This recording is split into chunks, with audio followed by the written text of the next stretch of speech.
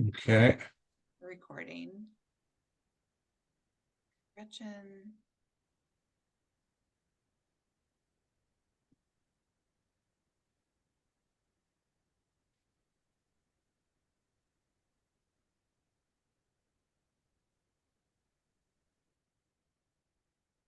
Do you think we're going to get some of this Hurricane Debbie up here? Probably at some point. Some rain, maybe. Yeah. Well, actually, it'd be a tropical storm. Last I saw, the track had a tropical storm most of the way up the coast. Great. I thought it might get kind of ugly up here at some point. Yeah, a friend of mine has a house in Georgia, and he was down there, and I called him to see how things were, and he had just finished putting up a new screen house out back, which is happily bolted to a concrete slab, but he didn't end up losing it, Good. but still. Yeah. Yeah, Charleston looks like it's pretty well flooded. Yeah. You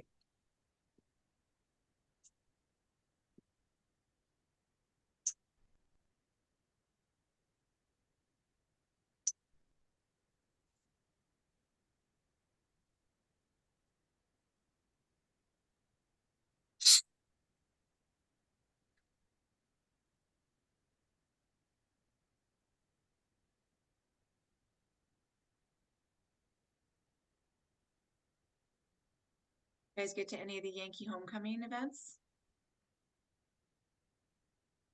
Just the fireworks. Yeah, same with me. Saw some of the musicians. Were they any good? Decent bands, but they did play a lot of the same sets. I mean, I didn't go to Beetlejuice because Beatles, but Right. yeah. Very good bands, just the set lists were a lot of Foreigner, a lot of Journey. A friend of mine at work went to the Journey concert at Fenway last night. It was Journey, Motley Crue, and which is kind of weird. We were coming and Steely Dan? No, Steve Miller Band. Oh my God. Yeah, I know. What a combination, right? Blast from the 80s. She loved it. It looked like it was Motley really, really Crue, good. Yeah, I know. Motley Crue. And she showed me some videos. They sounded really good, especially Journey. They really, it was impressive, given how old everybody is. Yeah, I went to see Elvis Costello and what's his name? Daryl Hall in Laconia. And let's say Elvis Costello was the opening act. He was way better than Daryl Hall. It was impressive. Yeah, a show of people that have been around too long. Yeah, Daryl Hall's voice is junk now. Elvis's is fine, but Oh. All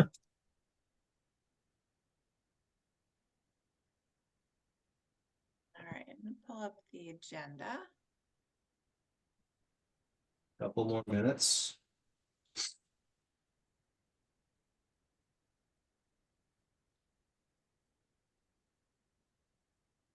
Hey, just loudness wise, Julia, you're a lot softer than say Joe is.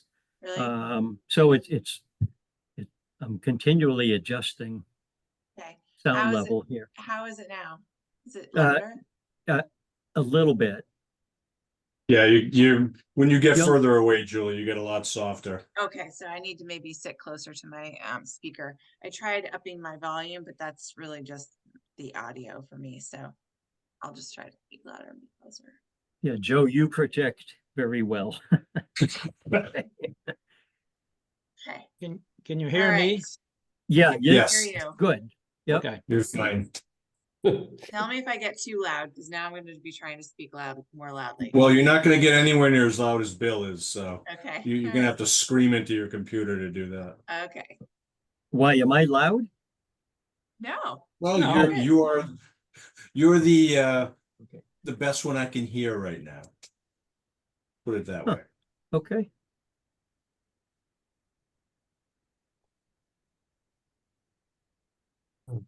I'll fix that. All right, we'll start in half a minute.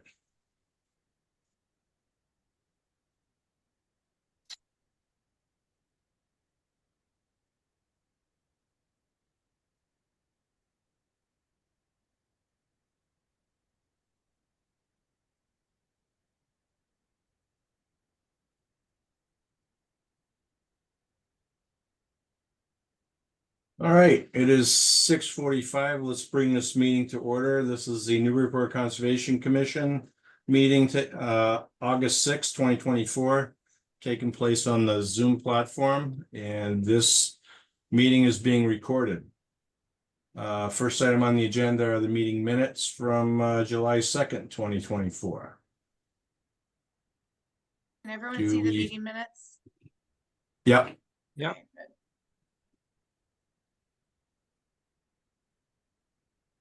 good. Seem good. So, I'll make a No, there's motion to Dan. approve. Second, okay, roll call, Steve Moore, Yes. Dan Warshall, Yes. okay, David Vine, yes. Bill Mullen. Abstain. Okay, who else is on here? Oh, there's Carol. Hi, It's not all showing up on my screen, sorry. I would not have called you, Carol, if I didn't see the arrow. Carol Wagon, what am I doing? we're voting on the meeting minutes, Oh, yes, I approve. okay? And I vote yes. Get my view fixed. All right. All right, do we have any Plum Island updates, Julie? No, we do not have any Plum Island updates right now. Okay, so next one's 57 Low Street, overview. Yes, so this is an informal presentation by the city on the 57 Low Street proposed youth center project and youth services, or I guess it's now youth and recreation, or recreation youth. Kim Turner will be giving a brief presentation of what they're proposing to do out there, just so I'll move, and actually we've got Tom Hughes here as well. So the two of them can speak briefly to 57 Low Street. Kim, do you want me to stop sharing? Is there something you can share, or do you just want to speak to it?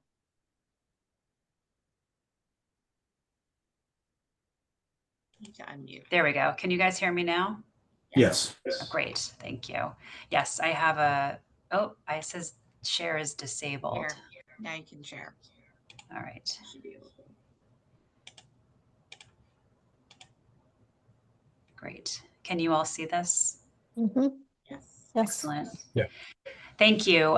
Yeah, it's been a couple of years actually since the last time we came before you to talk about this project. This is 59 Low Street, the site for the hopefully the future Newburyport Recreation Center. And tonight, as Julia mentioned, we'd like to just sort of go through a brief presentation overview, where we'd like to use this opportunity as sort of a working session to get some feedback from you all, but wanted to give you an update as to where we are right now. And I have Tom Hughes with me as well. He'll be presenting part of this presentation with me. So we'd like to start with a bit of an introduction and sort of a brief history of where we were and the last time you saw us. Give a brief overview of the project and where we stand now, and then talk about next steps. So the property at 59 Low Street was actually acquired by the city from the National Guard in January of 2022. The city council just last month approved a zoning amendment that will allow a community center use in the I-1 zone, which is the industrial park zone, within 500 feet of an existing school. And so this property is within 500 feet of the Knockmolin School directly across the street. So the use as a community center on this parcel would be allowed. And Tom, are you there? Do you want to speak to the next couple of points here? No, not hearing Tom. No, I'm here. Sorry, Thanks. a little technical difficulty. Yeah, so as part of this process, the commission may recall we did a fresh delineation of the site and came in and confirmed that through a determination of applicability. The area that we confirmed is the area from a chain link fence towards Low Street. You'll see on the plans when we get to that, we retained an older wetland delineation just for graphical depiction. Behind the chain link, we don't plan on doing anything back there, but it just gives you an idea of what's going on. Behind there, you may recall that there's a swale area up near Low Street, and that area is ordinance only. It, basically a swale meets the definition for an intermittent stream. And obviously its significance is for conveyance of water and water quality. And then the remaining wetlands are bordering vegetated wetlands that connect to the system that eventually connects to streams within the industrial park.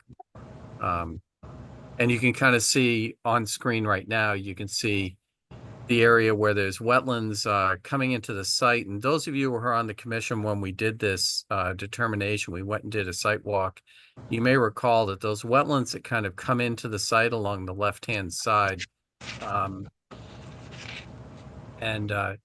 I don't know if you want to highlight like where those are, like that area that juts in, right? So that area, I was able during the delineation process to line that up with where the National Guard used to park a lot of vehicles. So it was really just an area with a lot of tire rutting that collected water in tight soils and caused wetlands to kind of form.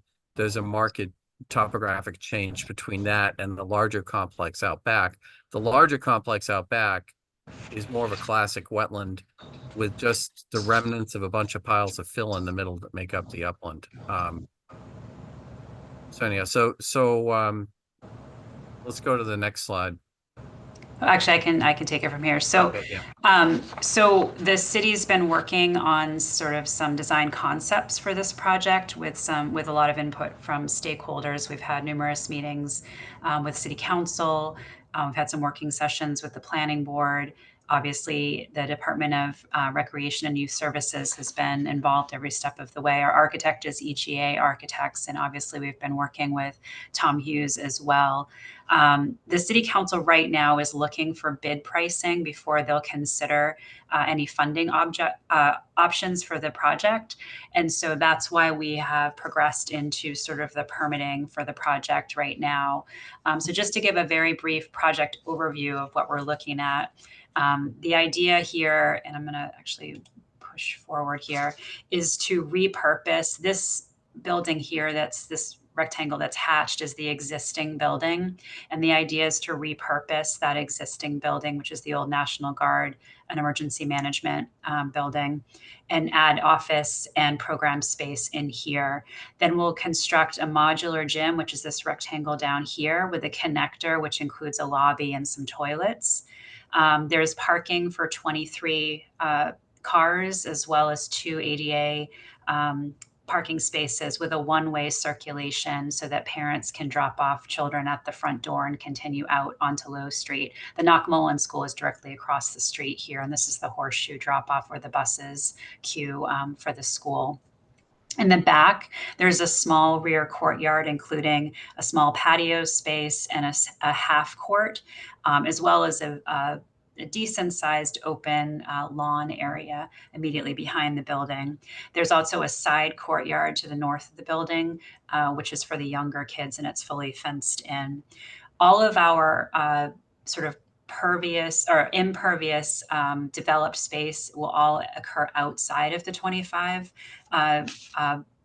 buffer zone. However, we are, and Tom can speak to this a little bit more, going to be asking for a waiver request for a stormwater basin within the 25-foot buffer zone. And that area will include native plantings and other plantings for mitigation. So Tom, I'm going to hand it over to you. This is an overall picture of the site. In the next slide, you can see a blow up of just the area that we're talking about. Right. So you can see the stormwater basin that is at the bottom of the screen, and that area, that is going to be a vegetated basin. So there'll be some woody vegetation planted within the basin, and that is right in the area that, while it wasn't wetlands, it's right next to the wetlands that are formed by the repeated parking of the guard vehicles. And what this will do is this will actually create a vegetated buffer and kind of help meter the water flows in that area. Ultimately, it really does kind of improve the ecological function, even though it's within 25 feet.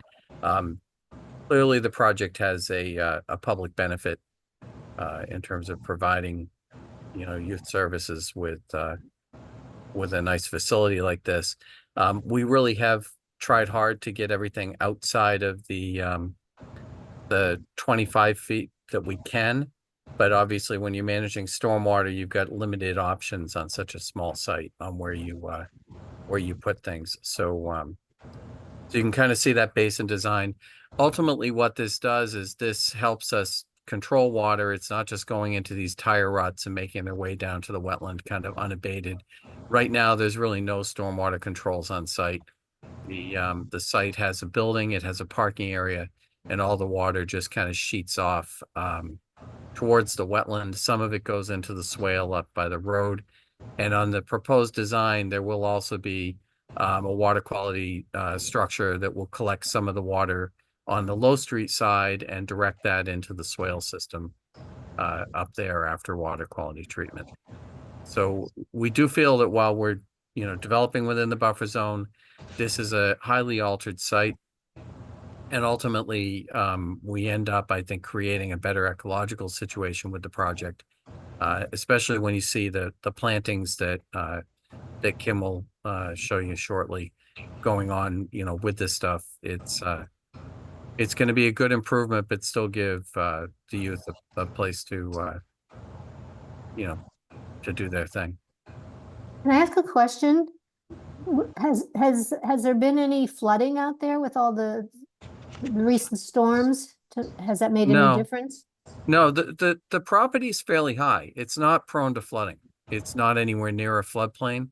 There's a marked drop at the chain link fence at the back, which is where the wetland line that I flagged is. There's almost a 2-foot drop down to the standing water behind, and that water never makes it into the site. All of the wetlands in that part of the site that we're working with are really more from the sort of uncontrolled runoff from the developed part of the site going over areas where there are tire ruts and tight soils. So it just has formed enough wetland conditions that we have some hydric soils and we have wetland veg. But yeah, no, this is not a site prone to flooding whatsoever. The elevations are significantly above the areas in the industrial park to flood. So could I ask a question? The swale is draining to the basin, is that correct? No, so the swale is running parallel to the road. Right. Right. It goes in and out of pipes. It runs down and ultimately connects into a stormwater basin at the corner of Perryway. Perryway. And that basin is old enough that it's not grandfathered as not being a wetland. So, so basically at the point where it reaches that basin is the point where it becomes Wetland Protection Act jurisdictional. But this swale runs in front of the National Guard Armory and continues down. So the basin is just a collection basin for the site, is that? Yeah, that's going to be taking some of the parking lot runoff, the roof runoff from the new structures, basically all the new pervious that were and the rearranged impervious on the site is going to be directed into that basin. Okay, and the basin, it's just a holding basin. There's no outlet or anything of that sort. Yeah, I mean, it'll ultimately overtop and then flow down the site the same way the current drainage pattern goes and end up in the back wetland. But right, I think the soils are too tight to do an infiltration basin. But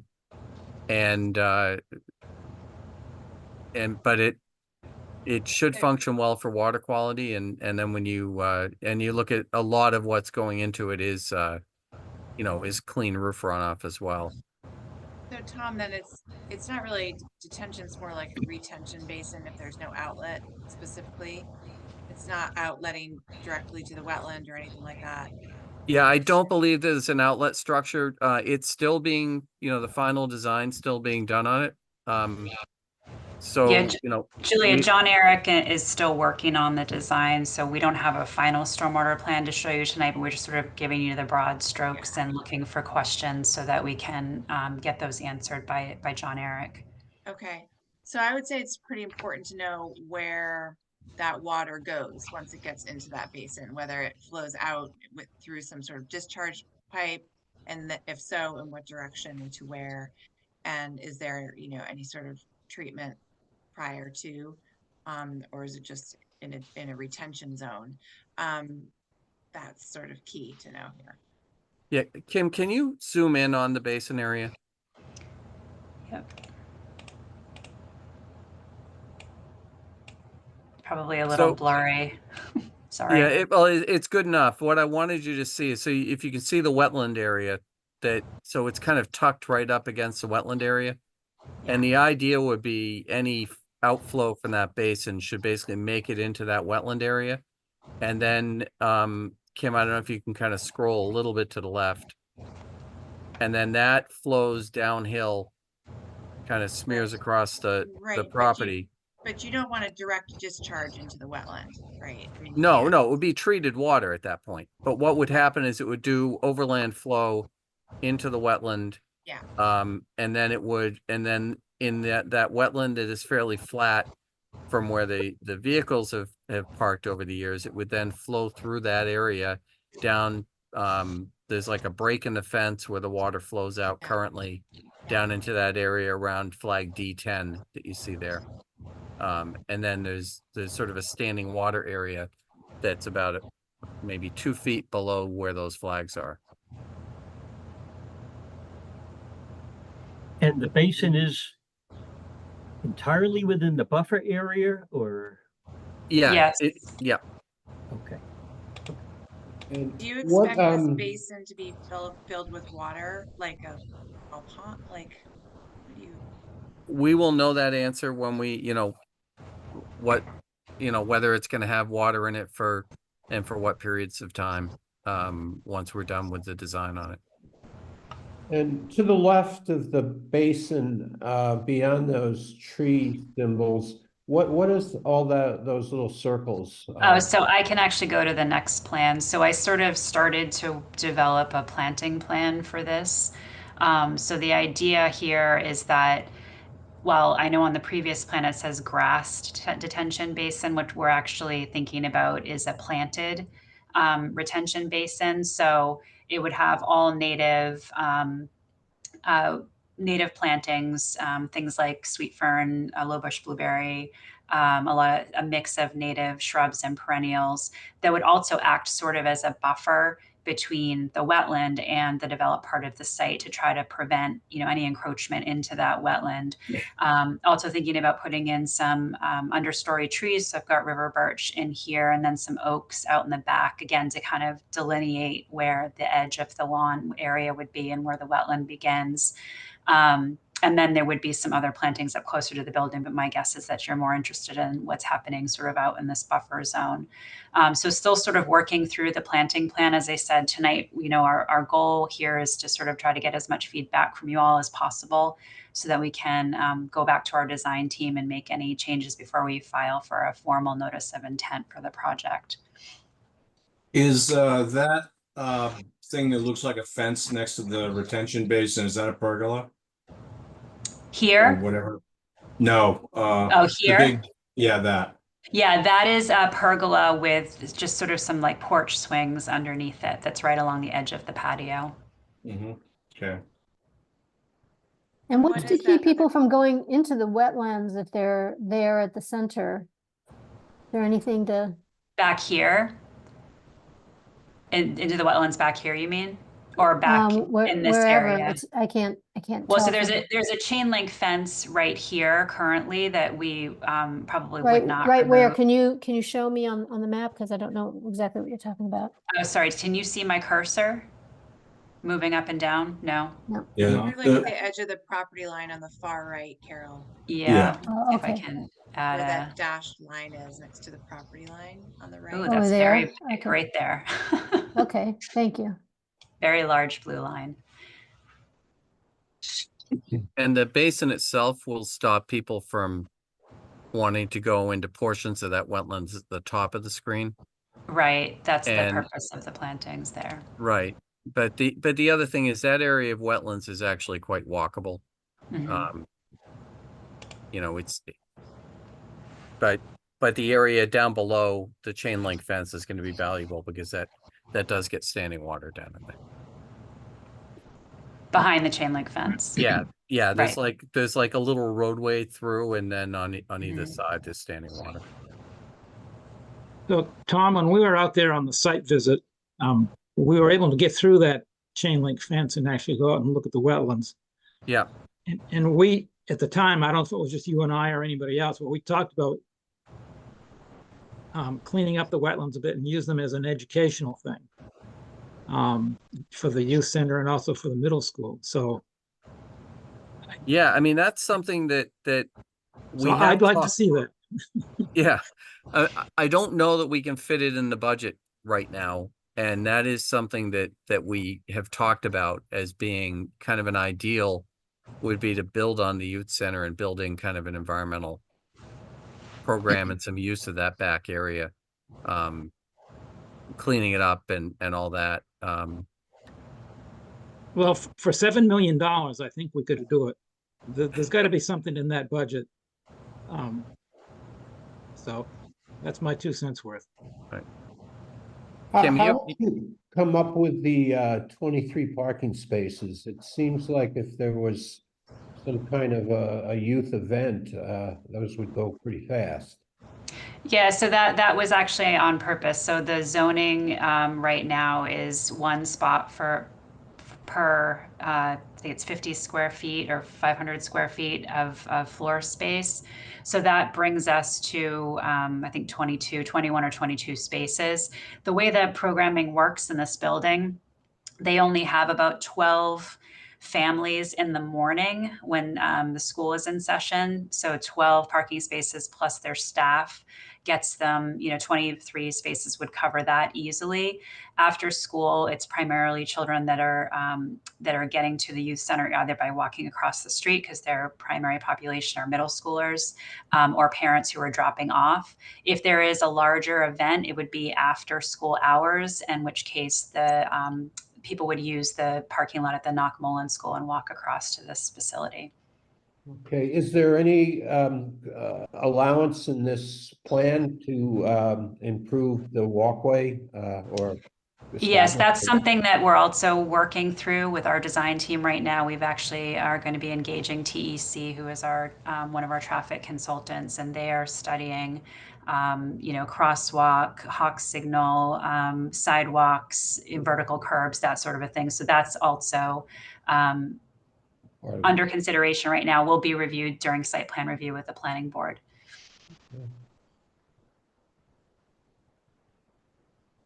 And I know the stormwater basin isn't impervious, but percentage of the property's buffer zone is the basin?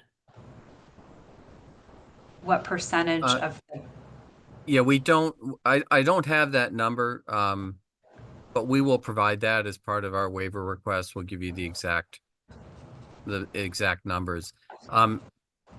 Kim, can you go up to the aerial that's on the cover page?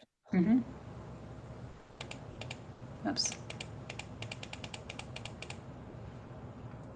Yeah, so I don't know if you can see, so right now you can see kind of those containers, and the big parking area.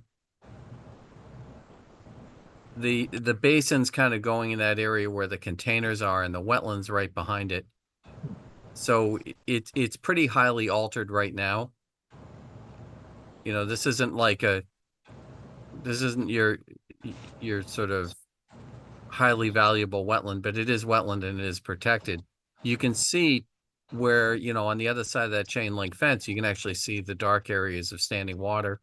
That is, you know, granted, it's beat up with those piles of fill, and it would be great to clean that up and, you know, think about long-term boardwalks and things like that back there. But we are staying away from that wetland complex, you know, as much as we can.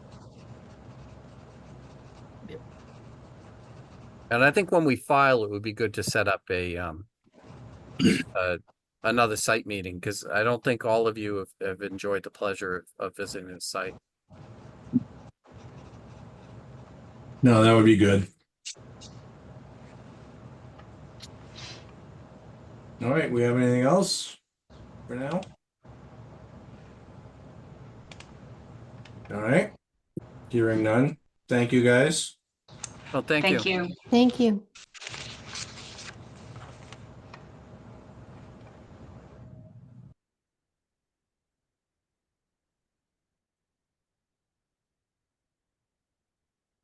Okay, that was good. Thanks, Okay, Kim there you and are. Tom. All right, on to our regular agenda. Certificates, compliance, requested determinations, etc. I've got Karen Polistrino, 1 Boston Way, LLC, 1 Boston Way, request for a certificate of compliance. Yes, and I believe Dan Powers is here. I'm gonna promote you to a panelist, Dan, so you just have to jump over when you get the call. Yeah, okay, great. Is there anybody else who needs to be available to speak to represent the Boston Way properties? If so, raise your hand and the attendees, but otherwise I think we've just got Daniel.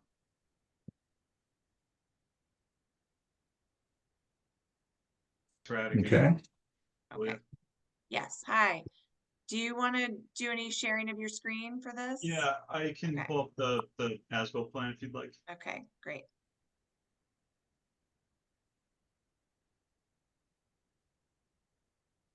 So the as-built plan should be showing on the screen right now.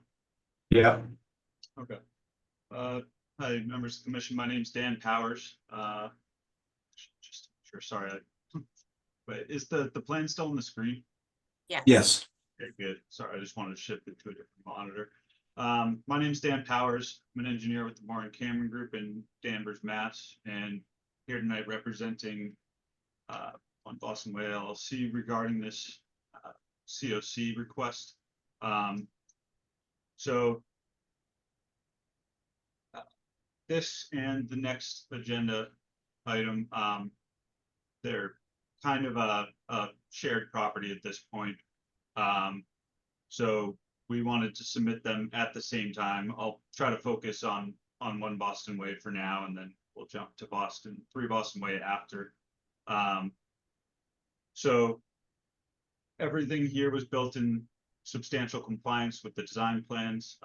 You know, obviously there was some adjustments to the drainage system throughout the project, specifically once we started to design out 3 Boston Way in this area here. but the intent stayed the same. We rerouted some of the water coming from up here through an existing drainage system into a CDS unit here. And all of that's kind of draining through the central basin and out to the wetland.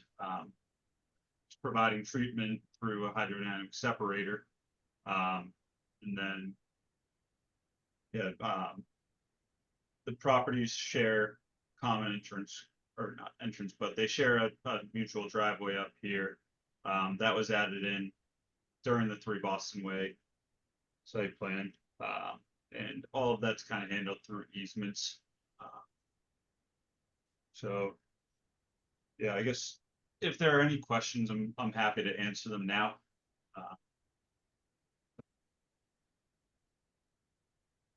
Dan, maybe you could just give the commission a brief summary of what those changes were that were made. There was an amendment at one point on this project on 1 Boston Way due to finding like the drainage, that one drain line that needed to be rerouted. Yeah, so originally there was a culvert coming in from across Parker in this area. So the pipe originally ran somewhere through where the building was. And in order to maintain that drain system without causing issues upstream, you can see here that from this manhole, we dropped that in where the existing culvert was and ran the system down and around. And everything is designed to be able to pass all the water that's coming through there. And as I previously mentioned, it dumps it into this stormwater management area. And then this was an existing 30-inch culvert that kind of was uncovered and restored during construction. So that's where that kind of change I mentioned was. And the commission approved an amendment for that. The order. And I believe you guys sent some photos, or we have some photos. Maybe we take a look at your photos. Yep. So just to quickly pull this up, and I'll jump back to the plan to give you a reference point. They're starting out kind of in this area here, looking down Boston Way towards Parker Street. So this is the sidewalk along the frontage of Boston Way. Your stormwater management area is kind of off to the lower right corner of it. Parking garage is right over here. So as we go down, this photo is looking back up this way to the parking lot. 3 Boston Way is off to your right. Keep going through. This is, again, along the frontage of Boston Way towards the left side of the building. Some bike racks. You can see this manhole right here is where that drainage reroute was run. So you have a drain pipe under the ground here that's rerouting all the drainage from the other side of Parker Street. This is kind of looking at the side of the building from the corner of Parker and Boston Way. This right here is just more of a zoomed in view of that side of the building. This is the side entrance from Parker over here, and you have the rail trail crossing. Here's your side entrance. Rail trail crossing is here for perspective. This was all reconstructed during construction to take down the sidewalk, make the entrance work. Here's a view looking along the back of the building. Parking lots over here, train station, again for perspective, and then individual patios. There's a view of the parking lot along the back of the building. This is a crossing that takes you from the building train station. This is a view of the amenity space that's along the back of the building, kind of along the side that's shared with 3 Boston Way. In the background here, you can see the previous development for 3 Boston. And then just another view of the amenity space.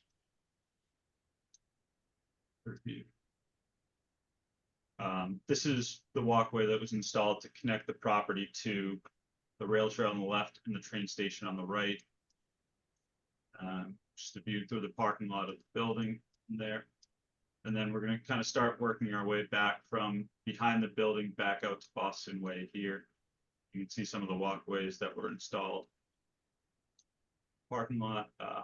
This is the trash enclosure. So all of your dumpsters are back here. This is the shared driveway on the right between 1 and 3 Boston Way, and the train station's back here. So if you're looking at the plan from Boston Way, this is in the back right corner of the property. The walkway going up to the amenity space from the parking lot, garage is on your left, back of the site's on your right. Just the amenity space. Garage here, Boston Way's here for perspective, and then again just another view kind of along the frontage of Boston Way. And this is where all the water from Parker Street and site drainage is currently ending up. So this here is a stormwater management area that you get some swales dumping into. This is that hydrodynamic separator I mentioned earlier. So all the water kind of comes down into this area and then leaves through that existing 30-inch RCP culvert that I mentioned earlier that's going across Boston Way into the wetland system over there.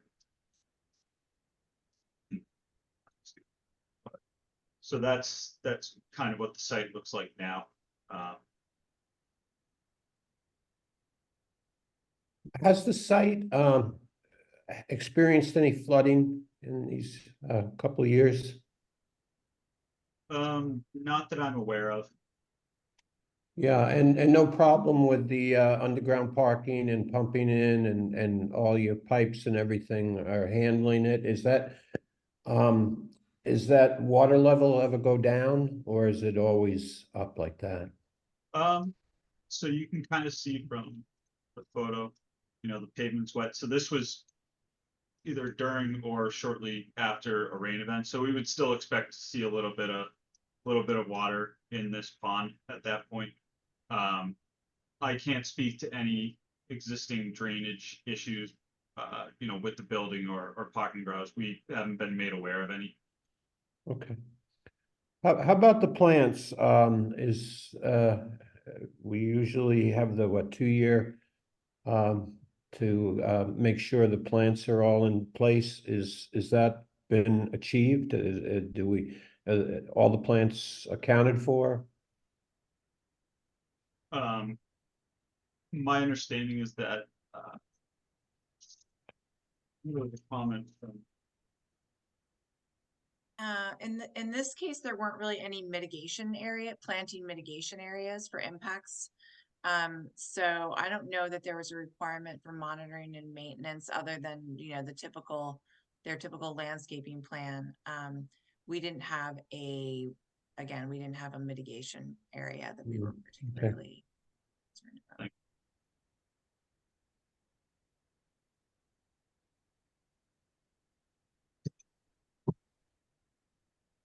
Okay, do we have any other questions?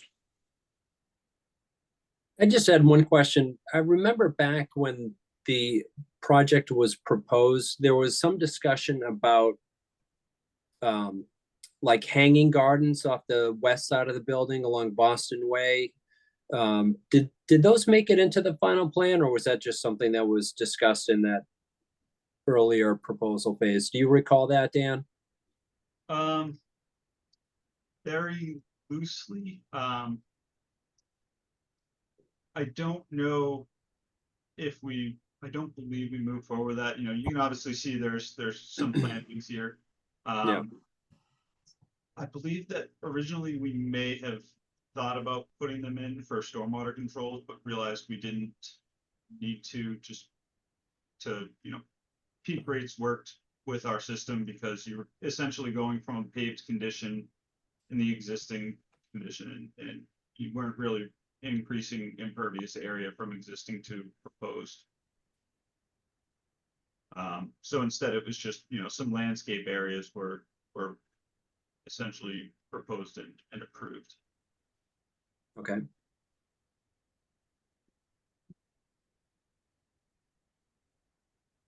All right, we got anything else?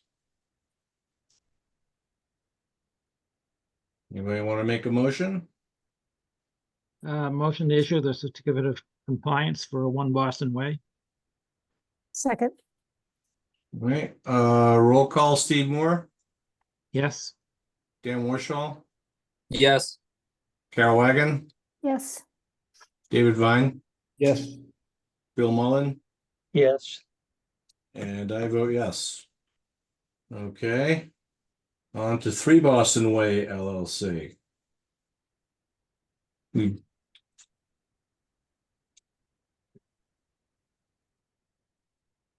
Okay, just once again, for the record, my name's Dan Powers, with the Moore and Cameron Group, representing 3 Boston Way LLC. Requesting a COC for 3 Boston Way. So site was essentially built in substantial compliance. There were some minor site changes throughout construction. You know, as we mentioned, this was built slightly different than we had originally proposed. I believe this pond was modified slightly due to some conditions found during construction, and you know, essentially this was steepened a little bit. We threw some riprap in order to stabilize flows coming off of the parking lot. Over here, I believe there was originally another scupper proposed right here. During construction, you know, the elevations over here changed a little bit to kind of mirror what was found. There was an existing swale we weren't aware of before. It was covered by some organics. So this was lifted a little bit, and the cast iron drain pipes just fit a little bit better than the scupper. Then, you know, the commission had previously approved a modification on this site to adjust the site grading. And that was essentially done so that we could reduce the amount of export going off the site, which decreased some of the required site work. And as you're probably also aware, this site specifically was subject to a peer review by Bill Christensen that we provided adequate responses for as well. Do you want to walk through the site photos for this as well, Leah? Yeah, I think that would be helpful. Thank you. Okay.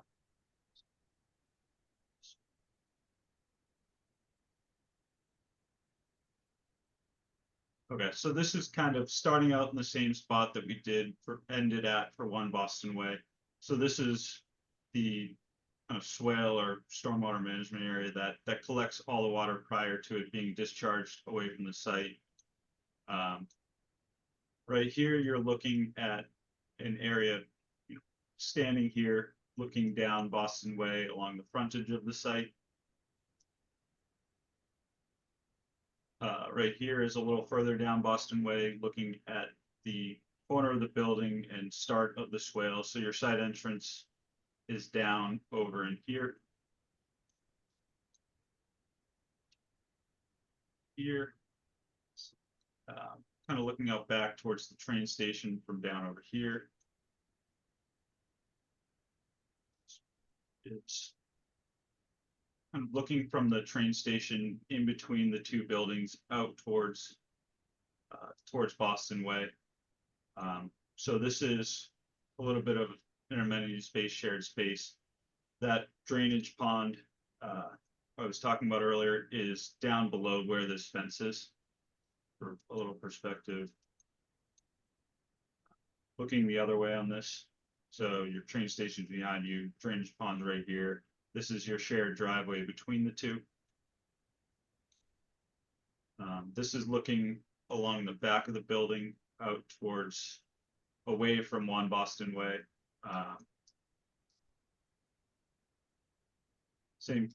Same direction, just a little further down the site, looking along the back of the building. This is standing at the corner of the parking lot, looking along the back with both buildings in there along the train tracks. This would be standing at the train station, your walkway out to the building, And then this is kind of the back parking lot running between the lot and the train station. And kind of same view, just a little closer in. This one, you're standing in between this little area here and the back parking lot, looking away from 1 Boston Way. Same view. Same view looking straight down one of the sidewalks. This is at the end of the parking lot, so your side entrance goes back that way and you're looking down towards 1 Boston Way here.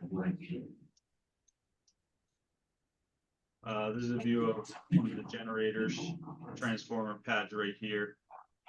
Your side entrance is down over there. And then again, looking kind of along the back of the 2 buildings, parking lot, train station. This is kind of the corner where you turn back towards your side entrance.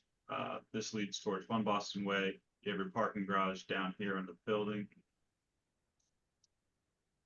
Same view.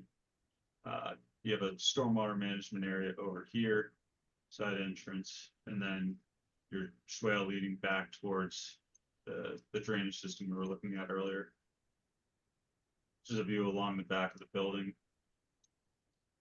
And then this is a view along Boston Way right here. You can see this swale here.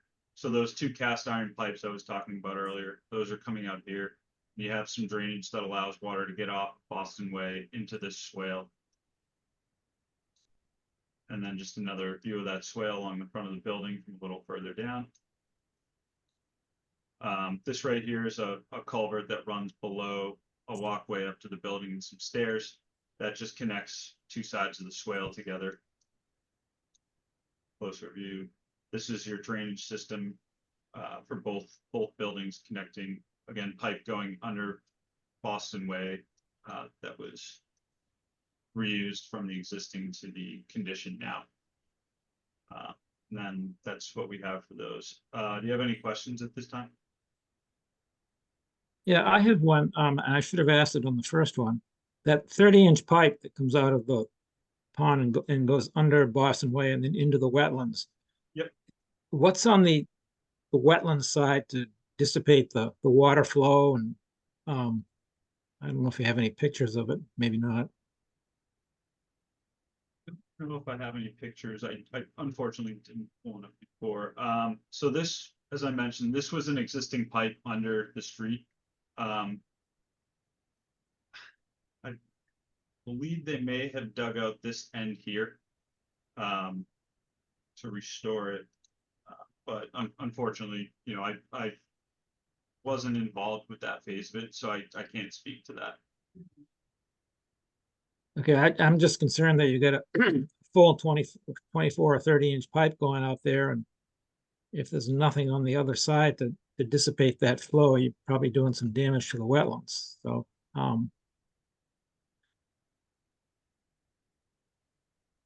I guess I'd sort of like an answer to that question.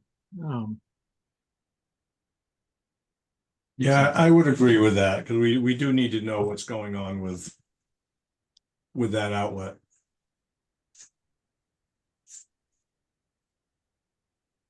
Yeah, although I gotta say, I mean,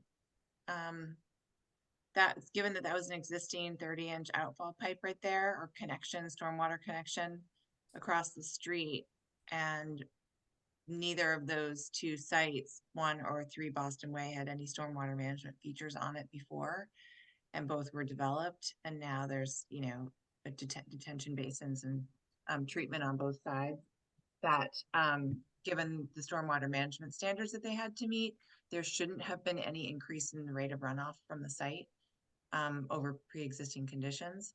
So my guess, it should be that the outfall does not have any increase in rate of runoff out of it across the street if they met those standards.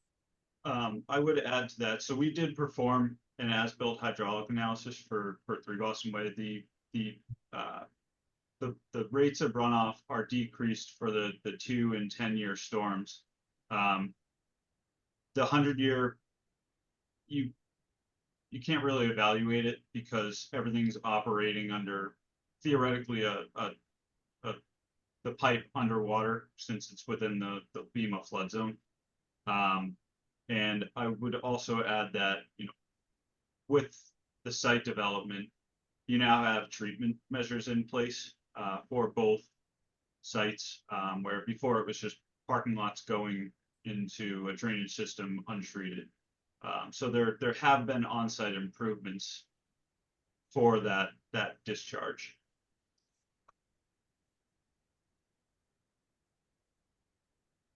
Okay, I'm good with that. Forgot about the not increasing runoff part of it. So, Yeah, I'm good with it, but if you could take a picture and send it to Julia just so that we can take a look at it. And I'm curious, I would like to know, but I'm good with what you said. Yeah, that'd be good to have for the file, just to see the outfall or just discharge location.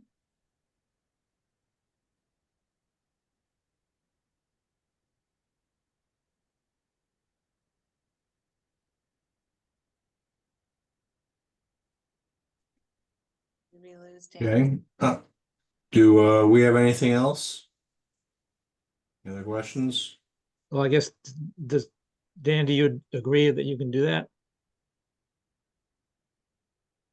Oh, getting the picture. Yes. We can send one over. Okay, good.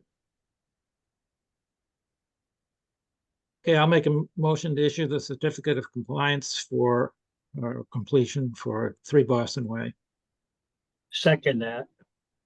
Okay, roll call. Steve Moore, Yes, Dan Warshaw, Yes. Carol Wagon, Yes. David Vine, Yes. Bill Mullen, Yes. and I vote yes. All right, thank you, Daniel. Thank you for your time. Dan, Okay. Next item is Tom Hughes for 192 Northern Boulevard. Request for certificate of compliance. yes. All right, Tom? good evening. Good, you Tom got it. Hughes with Hughes Environmental Consulting. So the current owner has sold the property, and they've held money back for the planting part of things, and we're trying to get a partial certificate of compliance to at least minimize the new owner's responsibility as that moves forward. So you may recall this lot. This is the unvegetated lot that was at the end of sort of 63rd and 65th. And the area was planted fully. The beach plums that were put in did well, but the beach grass was planted the year we had the drought, and the bunnies pulled most of it out and chewed on the roots. So we need to, some areas are doing well, other areas need to be replanted. So we know the vegetation is not up to snuff. And then there's the other thing that's just minor deviations from the plan. I think the driveway is like 12 square feet larger. They did not do the patio on the side. They did do granite cobble edging for the driveway, which the commission has generally been preferring lately. Yeah, so it was 445 square feet, but the permanent area is 435, which is pretty close. And like I said, we did not do the patio area. The generator platform was actually slightly larger as well, 38 to 46. And then there's a bunch of Virginia rose that are planted along the fence that also were not shown on the plan. Along Do the you want me street. to bring up the, this is the permit plan? Yeah, so there's one area of fence I want to talk to the commission about. If you look at the plan, and the interesting thing, Julia, when you look at that one, hold on, I had pulled one I up. might have a different one. Hold on a sec. The plan that I have, Plan up here. actually, let me look at the plan you have again. I'm sorry, This is the approved plan. I'm wondering if we have I have the as-built here. Hold on a sec. Let me pull up the as-built plan. Yeah, so the permit plan, we did a minor revision, and the permit plan that you have, I was looking at the minor revision plan. That plan shows that fence running straight across the back, but stopping in the bushes and coming out. And the one I have only has it on the left-hand side. But in any event, Julia, can you drill down onto that section with that fence that runs across? Yeah, hold on one sec. Yeah, hold on.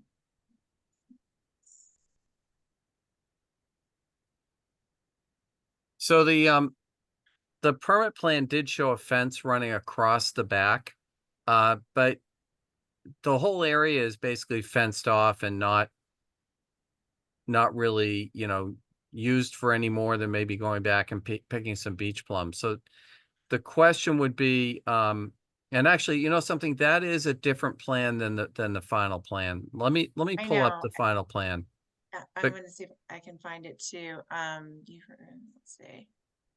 If you don't, can I try to share Yeah, screen? go ahead. Go ahead. Yep. Can you hold stop on. share and then I'll, Yep. yeah, that I think is an earlier version. Let's say revised plan though. That was the latest one I had.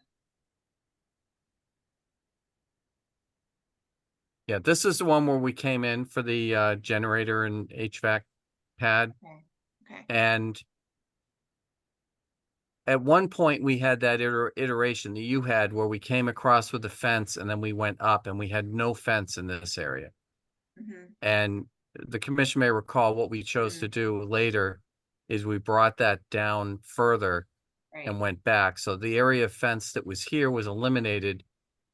But I guess we had left this section in. So the question is, I mean, I don't really feel like this is necessary, but if the commission's okay with that, we would ask that you issue the partial certificate of compliance that just says the only outstanding thing is vegetation. If the commission does want this segment installed, then what I would suggest would be the commission votes to authorize the issuance of the COC once we provide evidence that that this section of fence has been installed. But Tom, is this other section of fence installed? The one down closer to the clamshell This? patio? Yeah, this is all there. The patio's not there? there. Right. Patio was not constructed. And this fence is in, and so I'm gonna stop, In that actually, location? Is it in that location or is it down closer to the driveway? let's take a look.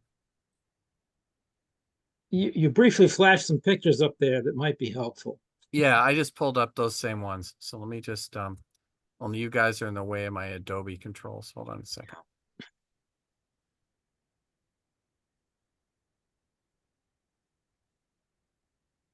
Yeah, so that's this side. You can see it looks like it's per plan pretty much. It's right. Yeah. It comes right up behind the gas tanks. And I think there's another one that might show that even better. So I guess the Oh, okay. question is that clear to the owners that that area behind the fence, behind all of the fencing is fenced because it's not to be built on or otherwise disturbed? Yeah, I mean, I talked to the owner. The owner is actually, you guys probably, some of you at least know John DiFilippo at the yacht club. It's his Oh, yeah. brother. Yeah. So he called me before he bought it and we talked about it. And, it's not that you can't walk out there, and he can even walk his dog out there if he wants to walk his dog out there. But he just can't, he has to maintain it with its vegetative cover, and he'll want to go out, I think, and pick the beach plum, which, I mean, Yeah. so, but it's an So, area but passive. will a future owner know the same thing? I'm just on the other side. Can we just quickly look at the rest of the fenced area? Like go back Yeah. to the photo that shows it on the other side. I want to see. So okay, so it looks like the stairs come down Yep. and Is there Is an it- opening in the fence there? Or It does the looks fence like look- there's one right here, I think. Let me see if the other angle. That Yeah. appears that there's an opening right here. So I I mean, think to it- me, that reads, if you're an owner of that house, that's just your fenced in yard and it's just fenced in, delineate your Okay. yard, not that it's fenced as So, an so I area. think if you put two rails in there connecting those two posts, that says you're not supposed to go out there, to me. Yeah, If I it- mean, the thing is, I would think you would want, I mean, any owner's gonna want a gate to be able to access their property. You know, even if it's just a passive use.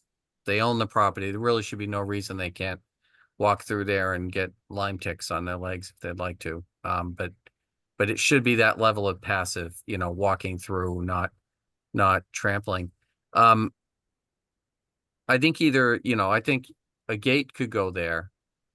If, you know, if the purpose of that cross fence that would have gone kind of back here was to kind of leave this area as the more accessible of the property. I mean, we could just do that. We can just install that fence prior to you guys issuing the partial COC, and then the property would then comply fully with that fence plan, you know, as shown, and then it would allow us just to focus on getting the vegetation in. So with that cross piece, would it go into that large beach plum, or would it connect right where the white ending, the white stuff? What it Kinda would goes do, straight into the beach plum. doesn't yeah, it would go up and end in the beach plum. So I think the way we showed it is it kind of ends right here. And this dash line here is the separation between the two original lots. You may remember this is a double lot. So when we extended the fence down here, we took it off of going across the beach plum here. So it would come up and kind of, we'd put the last fence post right in the edge of that beach plum, not near the roots, but just so that you'd have to like walk into the beach plum to walk around it. And you're saying that all the land behind that fence is not supposed to be developed in any way and not supposed to be protected? I mean, none of the property other than what we developed should be developed beyond what we showed on that original permit plan, right? I mean, the house is the house, the driveway is the driveway, etc. But it doesn't mean that the property can't be used by the owner for passive use. Yeah, but is there some kind of restriction on the deed so that?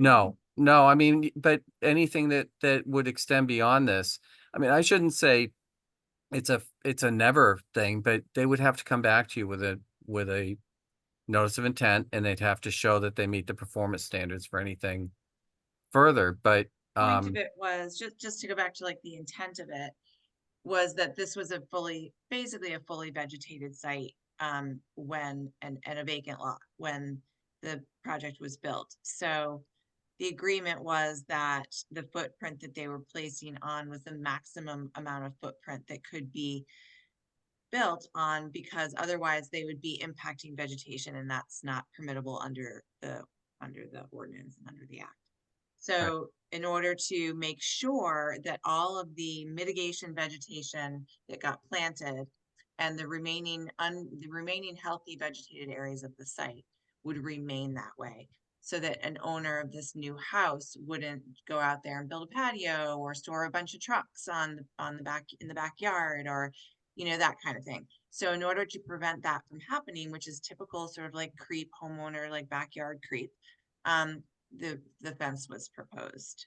And we didn't fence in, we didn't want to prevent them from using the whole site, but at most of that back area, so that we could just ensure that vegetation would remain. yeah, I mean, I think even with a fence here, you're going to want to allow a gate. I mean, because litter blows around and somebody's going to want to get in there. Yeah. One of the things to remind the commission, there was a footpath as well, and actually it got worse during construction, where people were just cutting across this back edge because it's a popular spot. Fishermen were parking along the street and walking across to go out and fish out by the jetties. So this was an area that was heavily impacted by just folks in the neighborhood trying to, you know, and fishermen who were trying to get out to the beach. And part of the reason for this whole thing was just to keep the foot traffic to a minimum and really protect that area. But it does need to be planted, fully vegetated, and you know, any walking around or, you know, use of their property, they just need to make sure that they maintain it in its vegetated state. I'm just concerned, I mean, you say that somebody, if they sold it, then the next person would know not to build on that part of the land. I mean, that's a big chunk of property for Plum Island. Well, first of all, area. let's talk about sort of reality. So here is the floodplain, the AO is here. So they can't cross over that AO line without a lot of serious restrictions that are in your ordinance. The only areas that are within like zoning setbacks and, you know, and a floodplain that could actually, something could happen in is here. And you've got this big stand of beach plum right here. It's highly unlikely that somebody could do much beyond that existing footprint, given the site conditions and the current regulations. Ultimately the permit at some point will be closed out. It will be something that's on record at the registry as having been done, but there's nothing somebody can do on Plum Island that alters the vegetation or constructs anything without getting a permit from you guys. And it's a highly visible site. I mean, this is right at the end of two streets and right on Northern Boulevard. Yeah, It's and given that the mitigation for this project required this entire area to be vegetated at like basically 100%, there would be no way for anyone to build anything there. Yeah. Because they couldn't have any. But you said it's not vegetated at 100%. It's well, not yeah, right now. if you guys vote to issue this partial certificate, you're not giving up it's a partial closure of the permit. It basically says the building's in the right place, the driveways are good, the generator and HVAC units and all that are good, and the fence is good, you know, with or without, like whether we install this now or whether you guys say, okay, it's not needed, whichever way we go. But basically it says that you've signed off on everything except survival of vegetation and the vegetative coverage. And there's a holdback in the closing that will pay for replanting of the site. I think it's enough to pay for replanting it twice. So it will be established, and then it has to survive for the 2 growing seasons and all that before you give your final certificate. So you maintain that control for now on the vegetation. And then once it's fully established and you release the final part of the order, at that point, this site is fully vegetated. We could even make a perpetual condition regarding the square footage of vegetated area that has been required to remain on the site. Yeah, correct? I don't know that you can do that because in order to put a perpetual condition in, you have to reference the condition number in the current order. But Yeah. we can look in the current order and see if there was a perpetual condition or something you could cite. Yeah, okay. But I think in the end, you won't be issuing your final certificate of compliance on this project till it's fully vegetated. How about that on the vegetation? I mean, it's been a while. You couldn't establish it. The rabbits or whatever was the thing you cite. Some of it was successful. I kind of remember walking this thing and is there any change in what is being proposed to be planted? Is there something that could be? On this site, I think American beachgrass is going to be successful. It was the rabbit activity on pulling out fresh plantings seems to have died off. We had that drought year, and it seemed that the rabbit population began to learn that the roots of fresh plantings were succulent. So they were just pulling out the fresh culms, and you know, that whole area that you see there, that whole sand area, that was all planted, and the rabbits just yanked it right out. But the areas where we had some existing dune grass. That area has begun to spread back in, and we'll be planting that again. And one of the things we did have some success with on another property, after we had the failure here, we actually put in rabbit fencing around the planting areas. So we may, as a temporary measure, so we may look to do that. I've got to coordinate with the landscaper. Because obviously the former owner is on the hook for getting it vegetated, and they're going to want to minimize the cost in doing that. So if we can take some precautions to keep the rabbits out of there, we'll have better luck. Yeah, I mean, you're gonna be doing fresh plantings again, so if that is in fact the reason why the rabbits attacked it so badly, they're gonna do it again. Yeah, but they've now got water sources. We're not in a drought. The problem was at the time they didn't have a source of fresh water. So probably they a good just- idea that you are holding enough money to plant this twice, because Yeah. you need 100%. I Yep. think there's a pretty decent chance someone's gonna have to come back there again. Yeah, and I may look at whether it makes some sense. We had some plantings in that area, like on those sand areas kind of up above. We put some beach plum in there and they're doing quite well. We could add some more beach plum to extend that cluster a little bit, but to get some of the coverage, I think that would be consistent with the approved plans. But the idea is we're going to get on this fall, this site will be planted again. How And- about a plan for doing the revised planting, or the part that's left to be done? Yeah, I mean, that's just as shown on the original plan. It's just 1 foot on center American beach grass. Okay, but you were just saying that some other. Yeah, if we choose to do some beach plum up in that sand area there, what I would do is I would email Julia with a markup of where we would do that. I'm concerned mostly that there's something on record that says what it's supposed to be when you're done, and. Yeah. Yeah, if it's- we go back to that, any of those approved plans, Julia, like whether it was that interim one you had. Now I'm not sure this showed it. We had proposed a bunch of beach plum in that to expand that area.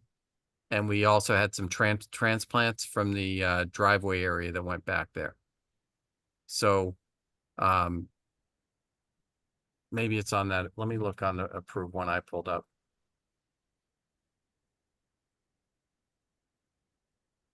I think we may have had a specific planting plan. There was, and for some reason, Yeah, I mean, we'll make sure it's consistent with the specific planting plan. If there are any changes, we'll certainly file the right paperwork to document that. yeah. Tom, you said the driveway in the gravel, the generator pad were a little bit bigger. Yeah. What is the size of the unconstructed patio then? Is it offset? Yeah, it is, it more than offsets. It was, You want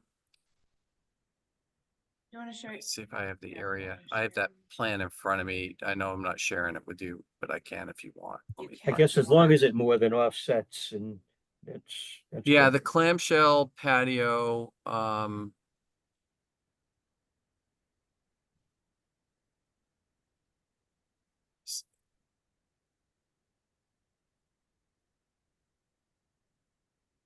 It I'm does just seem gonna like measure it. Would have me a more than second. offset.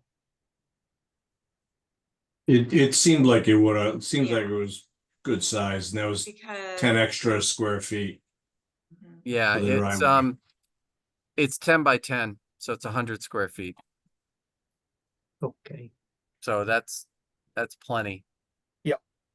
okay, and one more thing, since we wouldn't be able to specify the square foot of vegetation.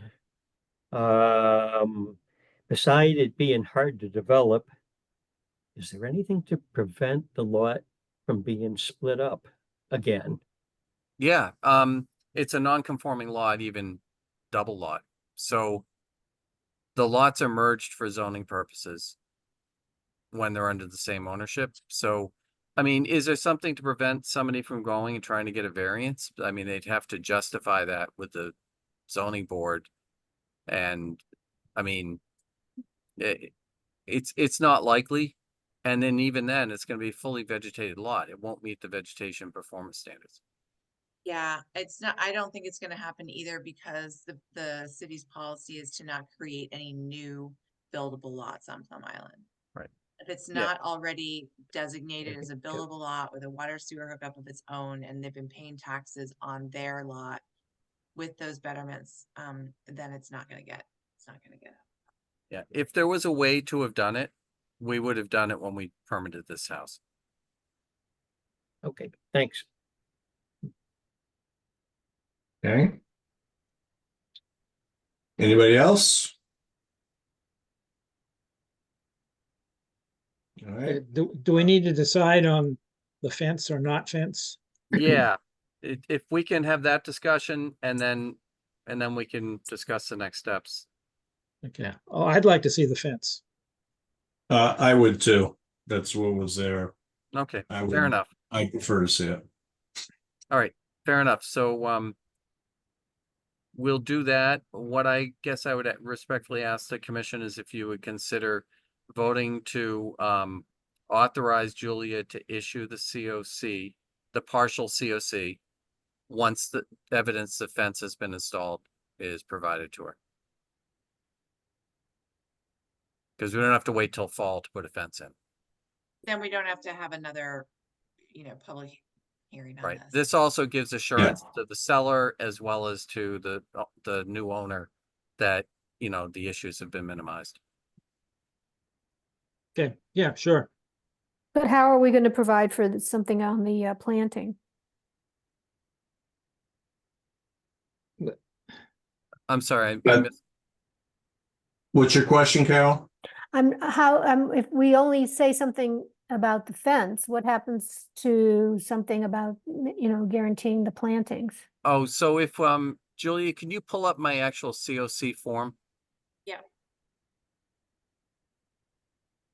All right, so if you look at what I checked off under number 5, the request for certification is the following portions of work regulated have been satisfactory, and I say all elements of project other than vegetation coverage and survival for 2 growing seasons. So if you issue this partial certificate, it means you're saying everything else is good except the vegetation coverage and the vegetation survival. And the only problem with that is that this order of conditions actually expires, if not already, relatively soon under the Permit Extension Act. So they are going to need an extension of their order of conditions in order to do that, right? Keep the order open and get that planting done. Yeah, I suppose I was actually, as you may be aware, there was a bill that was going to give us a 2-year extension act. Another? But it was tied into the economic bond bill that kind of the conference committee never came to agreement, in large part because of the Revolution soccer field.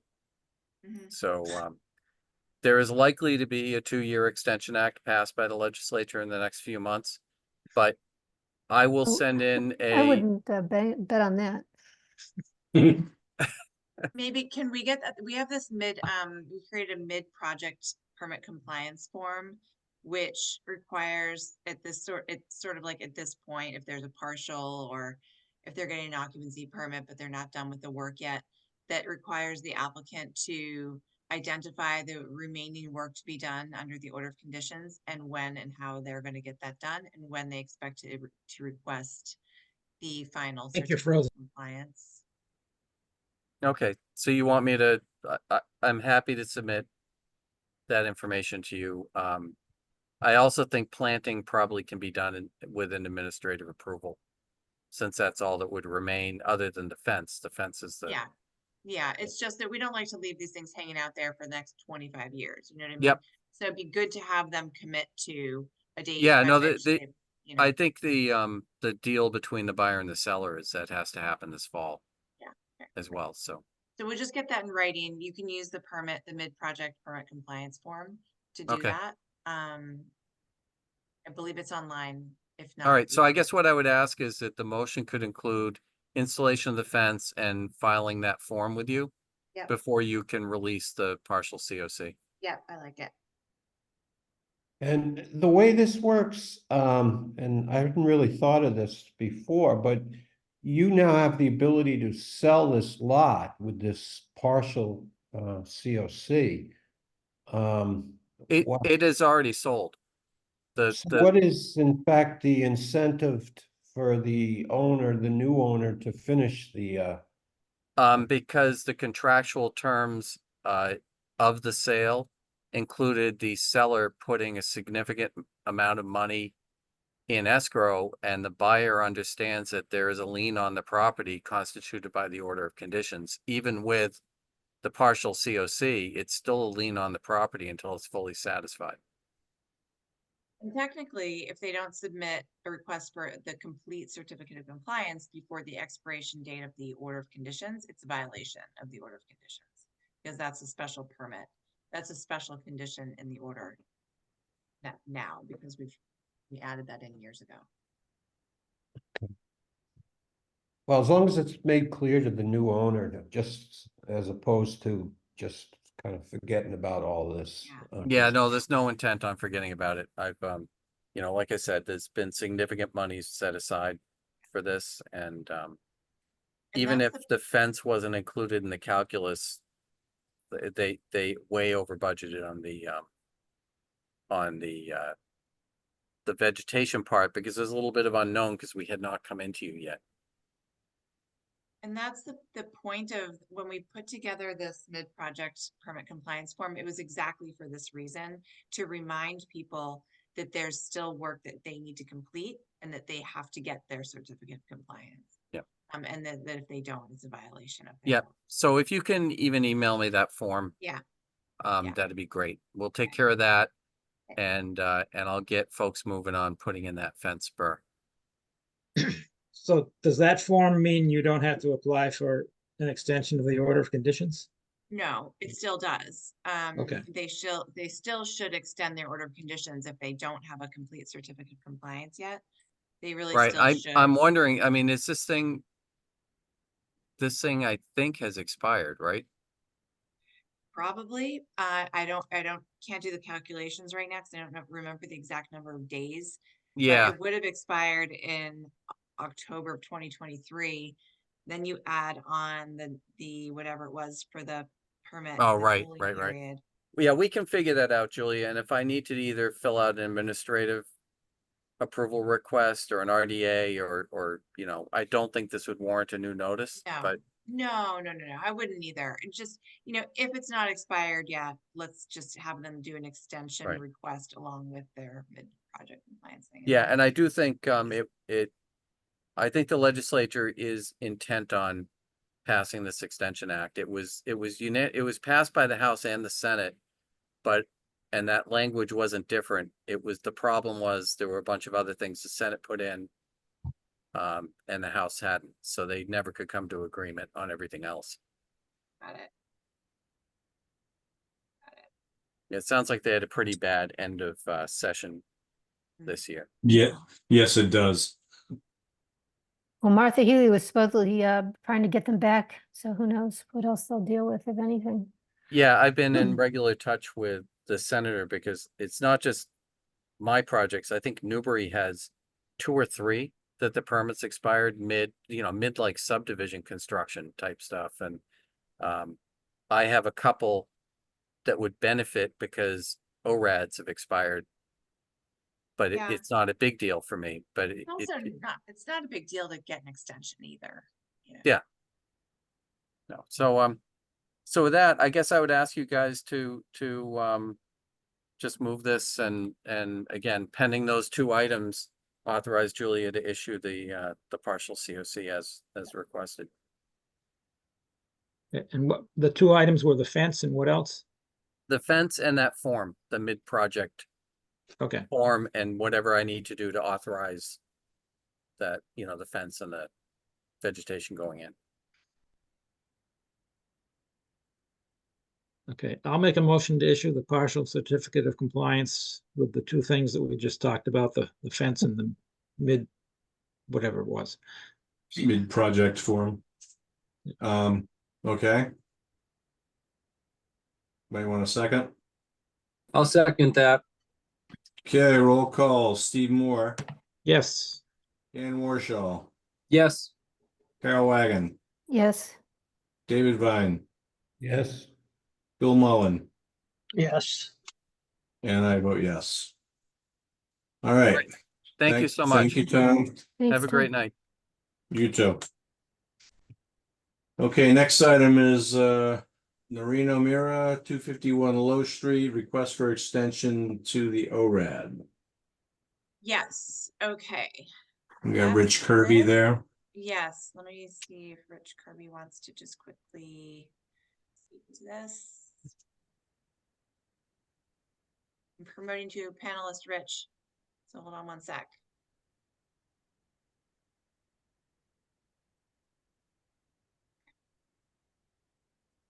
Now you should be able to unmute yourself and you can tell the Yes. commission what's going on. Thank you, Julia. Rich Kirby, LEC Environmental Consultants. We filed this ORAD extension request in July prior to the expiration of an ORAD that for 251 Low Street. If some of the commission members may recall, back in 2020, we had requested an extension from the previous ORAD extension. And at that time, we had the project surveyor reestablish all of the wetland flags out in the field, and we went out there and reviewed them. And during that review, we made some changes that were reflected on a plan, which is the last sheet of this document. That helps. Julie, I don't know if you want to share it, but Yeah, I'm gonna pull that up right now. Here we go. okay. Yeah. That's the one, or actually the one right before it. Sorry, sheet number Okay. 20. There you go. Is Thanks. this it? Okay. Yep. So that's the commission might be familiar. This is across the street from the Shaw's Plaza. I think it's a Haji's 2 ice cream place. Yes. Yep, with the parking lot there. And we've got an old agricultural field in the back with protrusion of upland with wetlands on either side. In 2020, we made some edits to the delineation, moved some of the flags up. Somebody had flagged that stormwater pond as an isolated wetland, and we confirmed indeed that it was a stormwater pond. And the commission issued an extension. With the COVID Extension Act, we would have been valid through August 16th of 2024. So we filed for the extension again on July 16th, and on July 31st, we went back out to the site, reviewed the flags once more that were recently reestablished by the surveyor again, and determined that all the flags remain accurate. So no changes to the wetland line this go around, but certainly the wetland plants and wetland soils are on the down gradient side of the flags. The upland plants and upland soils are on the up gradient side of the flags. So in an effort to avoid the logistics and expense associated with filing a new ANRAD application, we're requesting that the commission extend the ORAD once more for the site at 251 Low Street. and how long are we extending it? 2 years or? We're requesting a 3-year extension, yes. Okay. and what would be your next step? You're gonna finish the field work and then you're gonna come back to us with the. Well, we plan? actually did go back out to the site on July 31st to review the delineation. The flags were reestablished by the project surveyor shortly after we filed this request on the 16th of July. And we went back out to the site to confirm that all the flags remain accurate. So all the field work's done. And We had sort of anticipated when you first filed this that you might need to right, change some flags and that therefore we would open this tonight, but that you might need extra time to resurvey any changes that might be made in the field. Sounds like what you did is went out and saw that you didn't actually need to make any changes. right. The changes that we made back in 2020 that are reflective on this plan remain valid. So the delineation is accurate as it stands today.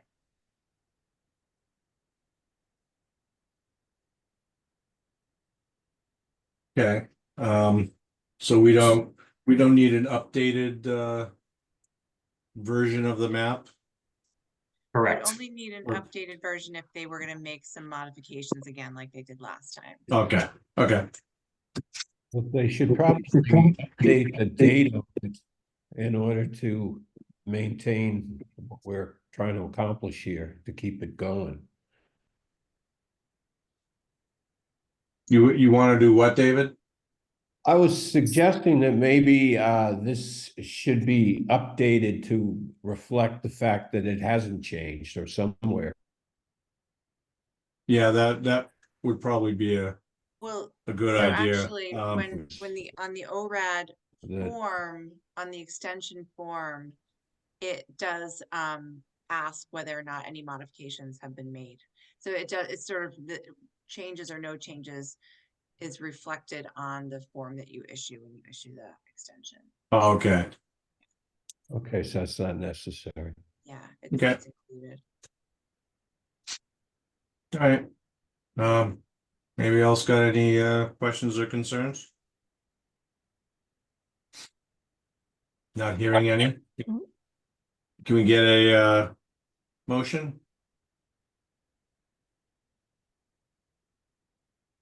Motion to To, issue a 3-year extension on the ORAD. Second, all right, roll call, Steve Moore, yes. Dan Warshaw, Yes. Carol Wagon, Yes, David Vine, Yes, Bill Mullen, Yes. and I vote yes. All right, thank you, All right. Rich. Thank you very much. Appreciate it. Have a good night. you You too. too. Good night.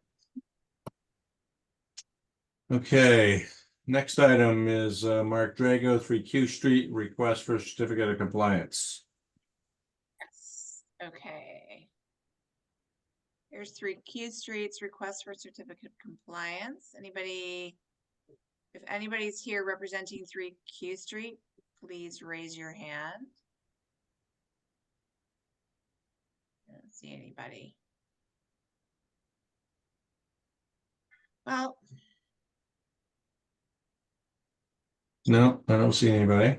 I don't see anybody. I mean, we can run through this, and if you want to, if there are any questions you have that I can't answer, you can continue it.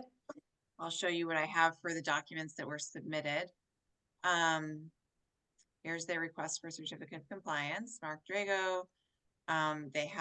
They want a complete certificate of compliance. If y'all remember, a order of conditions was issued way back.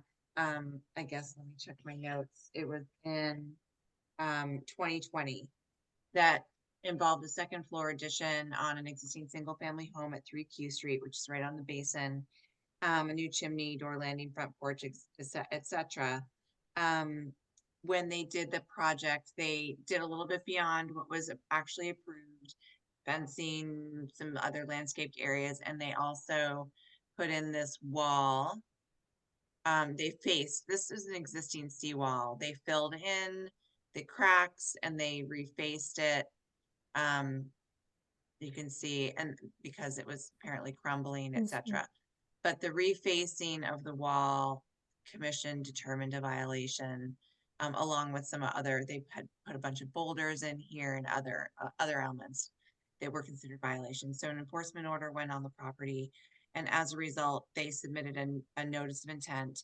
They did a bunch of mitigation right off the bat, and they repaired a whole lot of stuff. And then they had to submit a new notice of intent for the work. They essentially submitted an amendment to their notice of intent, to keep some changes in place, including the wall, and then also to tear down an existing garage on site. And let me see if I can fit. So this was let's see here, it's the as built. Okay, this was the existing site over here on the right side. This was the existing house. This is the seawall that they did the work to. And this was an old garage. And there was all sorts of concrete, foundation, keystone, etc. Around here.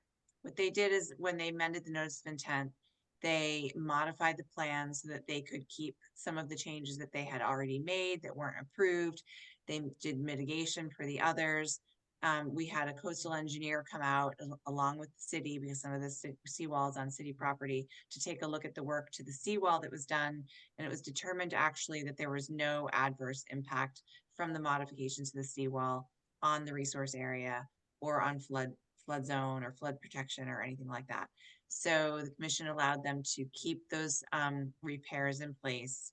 And then in addition, what they decided was that this garage was falling down. It got demolished. They wanted to rebuild a new sort of, instead of a garage, accessory structure. So there was an amendment to the notice of intent to allow them to build this accessory structure over here in place of where the garage was, and a whole lot of concrete and other disturbed area. So, and then this was the sort of the final plan. This would be the driveway, landscaped areas, walkway. This is the new structure with the deck, and the rest of it would be planted in addition to the other planting areas that had already been mitigated. So that's how it all kind of went down. It's very complicated, took a number of years for them to accomplish all that. This is the as-built plan. Yep. Any questions? Did this also, the seawall stuff, extend onto the neighboring properties, as I recall? It did. It was actually, Okay. you're right. It was two City. properties. It was this guy, John Powers over here. It was Okay. partially on his property. And then the work was done actually by both of them. You're right, Steve. It wasn't just Mr. Drago's property. It was also John Powers, and it was also the city of Newburyport property. So all three were sort of involved. And that's why we brought both the city engineer out and the neighbor, John Powers, out, and we worked on that piece of it together. It was very complicated. This is now the as-built plan. They had, I believe Steve Sawyer went out and did this as-built. And even though he didn't originally work on the project, he did the as-built for them. These are the existing conditions today. You can see this is the new structure they built. It has a little deck. Do you have This any is- pictures of that, Julie? I do have pictures. Yeah, let me see if I can Oh. get the pictures. Here they are. So this is the accessory structure. Oh. It has a chimney, little deck you can see down here. These are the walkways that were approved. Driveways right here. You come in off of Q Street. They needed this walkway around the back to access the propane tanks and to get access around the back of this new accessory structure. This is all the landscaped area alongside the side yard and the front yard. Again, this is the driveway coming in.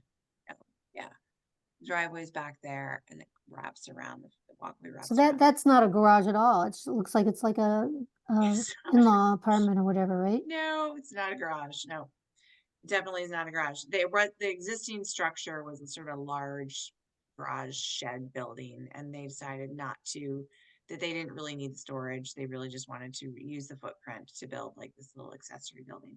I don't think it's a kitchen or plumbing or anything like that. Although it does have that like a gas fireplace in there. It was all approved through zoning and planning. So that wasn't really our purview, but that did get approved. This is the walkway alongside the building where the propane tanks are. And so those are the site photos. Again, this is the wall. And as Steve Sawyer certifies in his letter with the as-built plan, that the new accessory structure was constructed per the proposed plan, all supported with space underneath. Also, this is in the FEMA X zone. Even though it's right on the basin, there's a large portion of the site that's actually outside of the flood zone, and that's where this new accessory structure was built.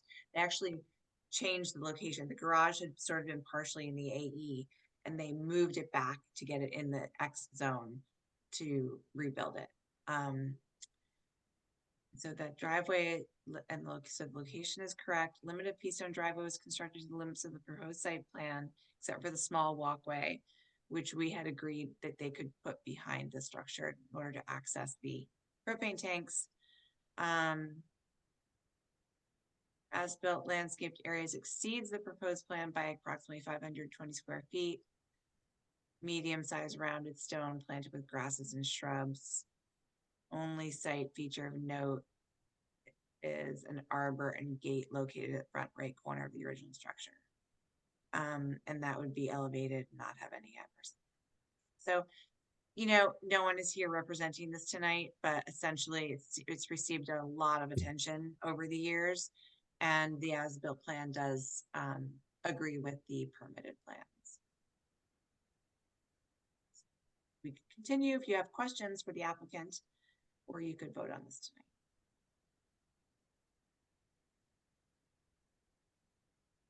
Yeah, I think most of the things have gotten resolved.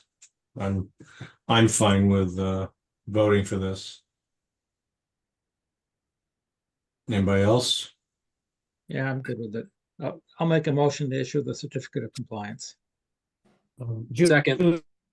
Yeah, I just wanted to clarify that, in fact, everything here is through the building department, the planning department, zoning, everything has been checked. It's not like they turned this whole thing into demolishing a building and putting in a livable area or something like that. That's all been checked. No, you're absolutely right to ask that question, because it is not the same use as it was before. It is now considered an accessory structure rather than a garage. A garage is still a form of an accessory structure, but it did get through zoning.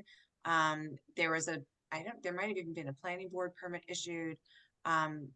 The neighbors were, got to have their public hearings during those processes. And it's all been through the building permit process and zoning process, and they received a certificate of occupancy from the building department and all. Surprised they don't have a 25-foot setback at the rear of the lot. Yeah, For it that might building. have been, I don't know. Uh, Yeah, it might have been a That's variance. what I had to do. But that's Okay. okay. Not ours. All right. I So we second the have motion. Yep. And we'll go on a roll call now. Steve Moore, Yes, Dan Warshaw, Yes. Carol Wagon, Yes. David Vine, Yes. Bill Mullen, Yes. and I vote yes. All right. Can I get a motion to open the public hearings? so moved. Second. Roll call. Steve Moore, Yes, Dan Warshaw, Yes. Carol Wagon, Yes. David Vine, Yes. Bill Mullen, Yes. and I vote yes. All right. First one is Paul J. Lombardi, 5K Street, notice of intent. Matt Steinell's here from Millennium Engineering. I'm going to promote him to panelist so that he can present on this project. Let me pull up the K Street notice of intent. Okay, Matthew, let me know when you're ready and if you would prefer to share your screen to run through this project for the commission. Absolutely. So everybody can hear me okay? Yes. So for the record, Matthew Steinell from Millennium Engineering. Julia, I do have everything up on my screen and I'm prepared to share. If that makes it easier for you, I'm happy to do that. Okay, you I'll can go just ahead pull and up, do that. I'll start with pulling up the plan. Everybody can see that okay? Yes.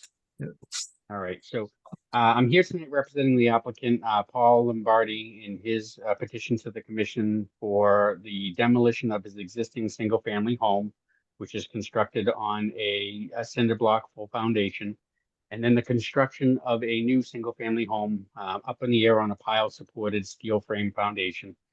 Sheet 1 of the plan set, you can see here the colored area is the actual structure itself.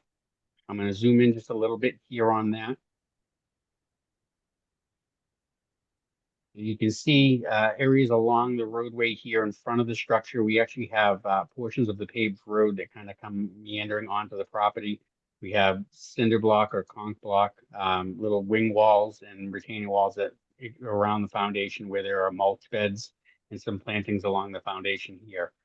It is the applicant's intent to remove all of this man-made features from the property, to take out all the retaining walls, the concrete blocks, the mulch beds, and to remove the full foundation and the structure from the property prior to commencing construction activities. Upon completion of all the demolition and removal of that material, I'll move to sheet 2. You'll see here is the proposed structure for the property. It is a single-family home on a pile-supported foundation with the intention to pull in where the existing driveway is and to park under the structure. It will have a new set of stairs in the front along K Street, as well as a secondary set of egress stairs along the side of the structure here. It will provided a small 2.5 by 2.5 utility chase here in the back corner that will allow us to bring all the utilities up from the ground level up into the livable space of the property. And then on the driveway side of the structure, there's two. One's essentially a larger balcony, and then there's a second story smaller balcony. And I believe they may actually be illustrated on page 3. You can see them here on the profile. A couple of balconies here on that side where the driveway is. On this profile view, you can see the intent here is for the structure to be on an open pile supported system. That the intent here is for it to be just under 9 feet off the ground from the mean grade elevation. That the overall structure to the mean roof elevation meets the zoning requirement. We're at roughly 32 feet, so we're under the 35-foot limit here. And then you can see that this site here, we don't identify any area under the structure as being within a flood zone. You'll notice that on here. And then we show what the existing high contour is 13.5. When I go back to sheet 2, you'll see there's a dark line where my cursor is here that kind of runs out, comes up along the roadway here, and comes back along the back of the property. And if we follow that over a little further, you'll see that there's a label on that that indicates that on the property or the building side of that line, we are in a FEMA flood zone X area of minimal flood hazard. So essentially outside of any mapped known floodplain. And on the opposite side of that line, as we come up here close to the building again, this side here, it's elevation 9. Based on the on-ground survey, you can see that our existing grade here at the corner of the building is 11.3, 11.5. So the on-ground elevations support the fact that this is above elevation 9 and outside of that flood zone. In doing the construction, I provided an impact table. And real quick, I know it's not within your purview, but I wanted to show the commission here on the existing conditions. We provide a zoning matrix table. Oh, I'm sorry, that's on sheet 2. Sheet 2, we have a zoning matrix table here, and you can see that there was an existing nonconformity. The lot itself is fully conforming in every way, but the front setback was nonconforming. The structure was at 16.2. So to bring the structure into full compliance and have every aspect of this project meet, we have to pull it back to be at 20 feet or better. And so we have the front of the building at 20.5 feet to the stairs. So we've got it about 6 inches. And I tell my clients, don't ever design right to the maximum. Don't put it at 20 feet because I haven't met a contractor yet that's that good. And I want to give them a little wiggle room. So we designed it at 20.5 feet. So there's a safety factor in there. And so now the new structure will be fully compliant with zoning requirements. And in placing this here, we take advantage of the fact that we are essentially taking up the entire footprint of the original structure. There's some sand paths in here that help us minimize impacts to vegetative cover. There's existing, sparsely vegetated turf lawn that's out there. It's really not doing well. I don't know if it's just the drought this year, or if it's just really poor soils for turf lawn and it's not doing well, but there's turf lawn sparsely planted throughout here, and we're taking advantage of that driveway where the cars currently pull in now. So on the impact table, which we provide in the top corner here, you can see that what we're proposing on sheet 1, let me start there, sheet 1, the impacts that we're identifying as existing is the removal of a 922 square foot structure, approximately 194 square feet of retaining walls and mulched beds around the foundation, for a total removal of 1,116 square feet of basically man-made non-compatible dune features. In addition to that, we are impacting approximately 395 square feet of sparsely vegetated turf lawn. Now, for mitigation for that, we are proposing to go from 395 square feet of sparse turf lawn impacts to jumping around in the air, to 630 square feet. So it's more than a 2-to-1 or close to a 2-to-1 ratio. We're also proposing 5 additional inkberry shrubs, which you can see along the property line here near the street. And again, it's hard to see on this plan until you zoom in. When you zoom in, you can see the edge of pavement actually comes onto the property. So even though they look like they're set back away from the property line, they're not set that far back from where the street line is the pavement. In addition to the work taking place in predominantly impacted areas, we're also proposing to install that 4-foot tall orange netting, construction barricade fencing along the edge of the existing dune grass vegetation to ensure that construction work as it takes place respects these areas and doesn't migrate into those areas and end up causing additional disturbances. We have 630 square feet of the American dune grass being proposed back here in this area, which is largely unvegetated. Little low spot here next to the neighbor's property line. And I think that's essentially it. We did identify all the resource areas that are shown down in the corner of the plan on note number 5. So we're dealing with coastal dune, barrier beach. We're adjacent to estimated habitat, and we're adjacent to the land subject to flooding, coastal storm flowage rather. So the only 2 that we're actively located within and disturbing is coastal dunes and barrier beaches, essentially. Sheet 3, we provided utility details, the orange construction barricade fencing detail, as well as some planting details and notes straight off of Coastal Zone Management's website identifying the species and the benefits to those species within the habitat. DEP has issued the file number. I don't know if it wasn't on the agenda, so I don't think it happened at the time the agenda was posted, but it has been issued. And their main comment was that the applicant should consider other alternatives to minimize impacts. Respectfully, I disagree with the reviewer. I mean, we proposed a home that's of modest size within the footprint of the original structure and overlapping sand walkways and existing parking areas that are already all disturbed. Short of pulling the structure to the far extreme, to the far right of where it is in relationship to the road and coming in, parking up the front, there's really no way to minimize the impacts further, not substantially at least. And I think we've done a pretty good job at this point here of utilizing those previously disturbed areas to minimize impacts. So I've spoken to the applicant. He really doesn't have any desire in shrinking the house further or moving it from its current location. And we're asking the commission to consider the application as it's presented before you tonight, as the way that the owner wants to move forward with this. Could you go back to the plan for a minute?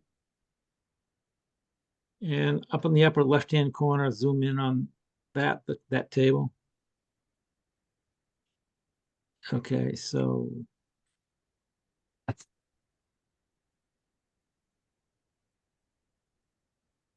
right, so the proposed gravel outside of that, could you point out where that is? So when you saw sheet 1, and I said that we had existing impacts of approximately 1,116 square feet, that was the raised mulch beds, the retaining walls, and the structure. And you can see that the proposed structure and then the balconies that are above grade there essentially are in that same footprint. That takes up essentially the same 1,116 square feet. What we're not doing is removing the existing driveway which is there, which is essentially a gravel, sandy area here that's got some of that sparsely vegetated dune grass, creeping into where they park. And so this right here is the edge of the dune grass now. And this is the area that they park in currently. And what we're proposing to do, that increase in gravel, that clean wash stone, is to basically freshen up this parking area that they already have with a dune compatible material such as the clean wash stone or crushed clamshell, and have that be their continued parking area that they've been utilizing all along. Okay, and you're also adding parking underneath, is that correct? Correct. That's the benefit to this design by putting the house up in the air is that we gain additional parking under the structure. Okay. All right, could you zoom out a little bit so I can a little further?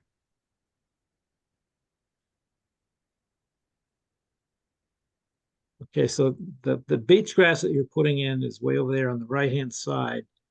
Any, and I see some other areas of sparse vegetation.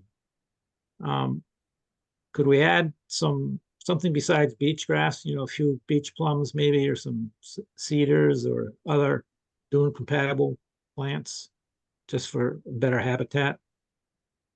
I think the applicant would be very happy to consider putting additional plantings in, just depending on the species and location. We have sparse dune vegetation over here, so if we look at the aerial, what we find is I think there's more beach grass, but also additional beach heather in this area. So it's a kind of a ground creeping conifer shrub. And there's probably areas in here where we can, you know, squeeze in a few smaller beach plum trees or dune compatible shrubs that would help to expand this habitat area and the value of those plantings in this area. Okay. As far as sparse plantings, the turf lawn, they're really limited to the areas around the house, and the majority of them are taken up by the driveway. We have a small patch right here that's the turf lawn, and then we have a walkway that comes through here with some turf lawn that's in front of it and around the sides. So I think the applicant would be willing to, again, remove some of that turf lawn and put in some more native plantings if that was something the commission wanted. Yeah, that would be a real good thing. He may actually be online right now if you wanted to hear from him directly. I think he planned on attending. That would be Ellen and Paul. Yeah, hold on, let me see if I can promote them. The panelists. Matt, are there any other landscape features, landscaping like patios or walkways, anything else that would be proposed? This is very much just like the you know, the footprint and then the driveway area and parking area, it looks like. Are they not proposing any other outdoor, you know, use areas, or is this what we're looking at? Again, they're here tonight, so we can ask them. At this time, they haven't presented a desire or asked me to include any of that in the plan. And with the state's comments on impacts to the resource area, I wouldn't encourage them to do so without some type of a trade-off, a much more substantial planting plan, something that would be a trade-off for that impact. Even in the way I explained it to them is, even though it's turf lawn, even though it's a non-native species, and even though it's not doing all that well and it's kind of sparsely vegetated, it is green, it has roots, and it holds the sand in place, and the state and the city still treat it very much like a resource area that needs protecting. And if we are to impact it, we have to show a substantial improvement. So taking out the turf lawn would require replicating with native plants. And so Yeah, okay, that's great. something they would have to consider. Okay, good.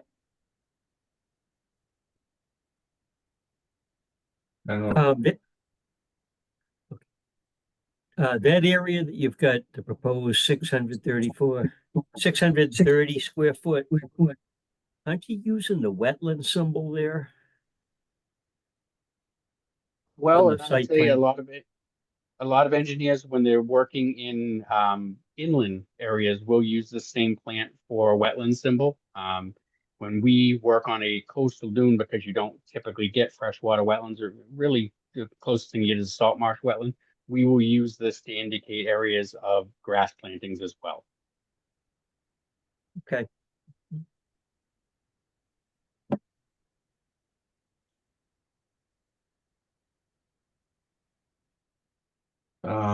Okay. Do we have any other questions? I don't know if Ellen and Paul want to chime in at all. You are free to unmute and join us if you'd like.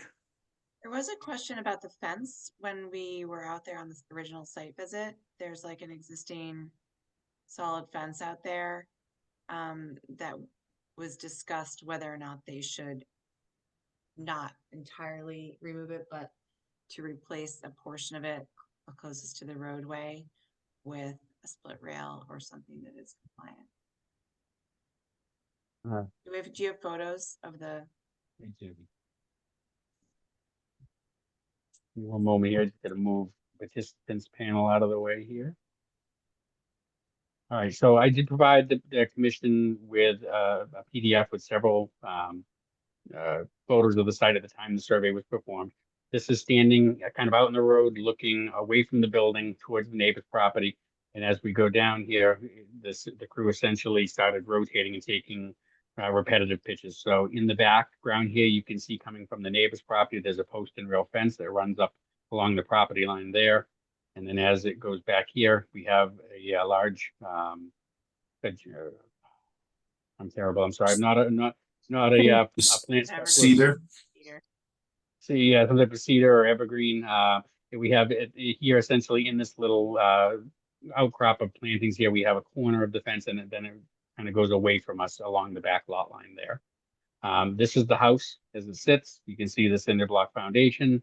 You can see essentially we have a sandy, gravelly parking surface where we're proposing to install the new clean wash stone. This is what's there today. And then as I kind of come around, you can see when I say sparsely vegetated turf lawn, you can see in here where the dead grass is, you can almost have like a mossy, look to the grass that's growing in here. And then you have these areas of sand patched areas that are not growing vegetation. This is looking up into that corner where that post and rail fence came up and takes that corner and goes back. So just quickly going through the photos, the only solid fence that I'm familiar with is this one on this side. Is that the one you were talking about?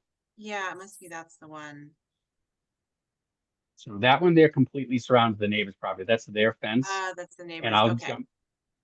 I'll jump back to the plan to show you its relationship to the property line, make sure it's all on their land, because if it is on ours, then we may have the opportunity or the ability to do something about it. But in general, it is their fence. You can see they've been maintaining it. The nicer side of the fence is facing us. And it goes all the way around their property. That's just one thing that we had questioned when we were out there.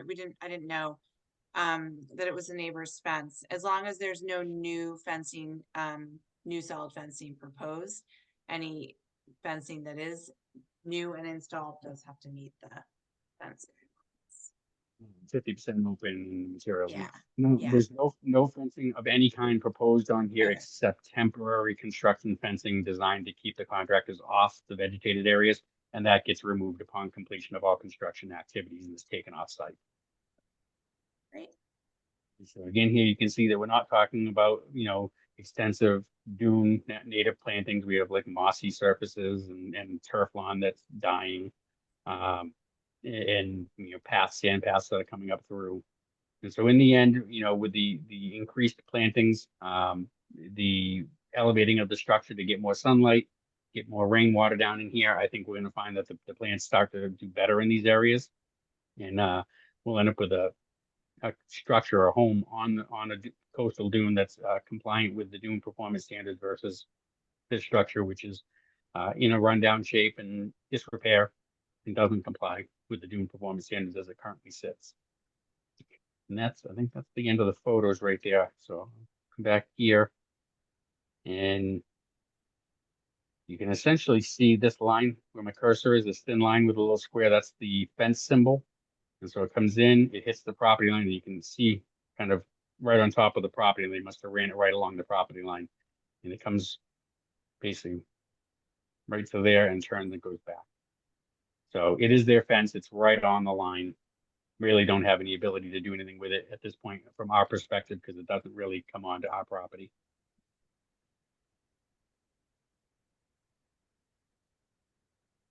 Yeah, I was just looking at the technical comments again, and it seems like it might be.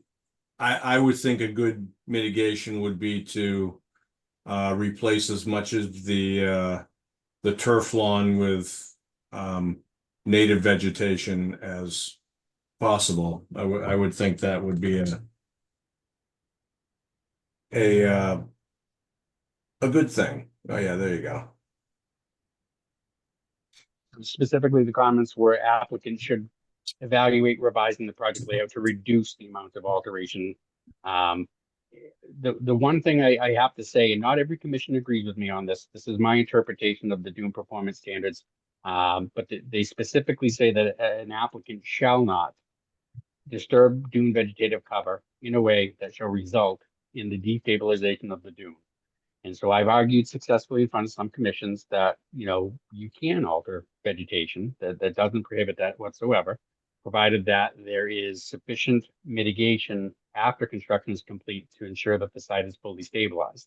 An installation of dune compatible surfaces such as vegetative cover or crushed clamshell, clean wash stone is sufficient mitigation to ensure the site remains stabilized.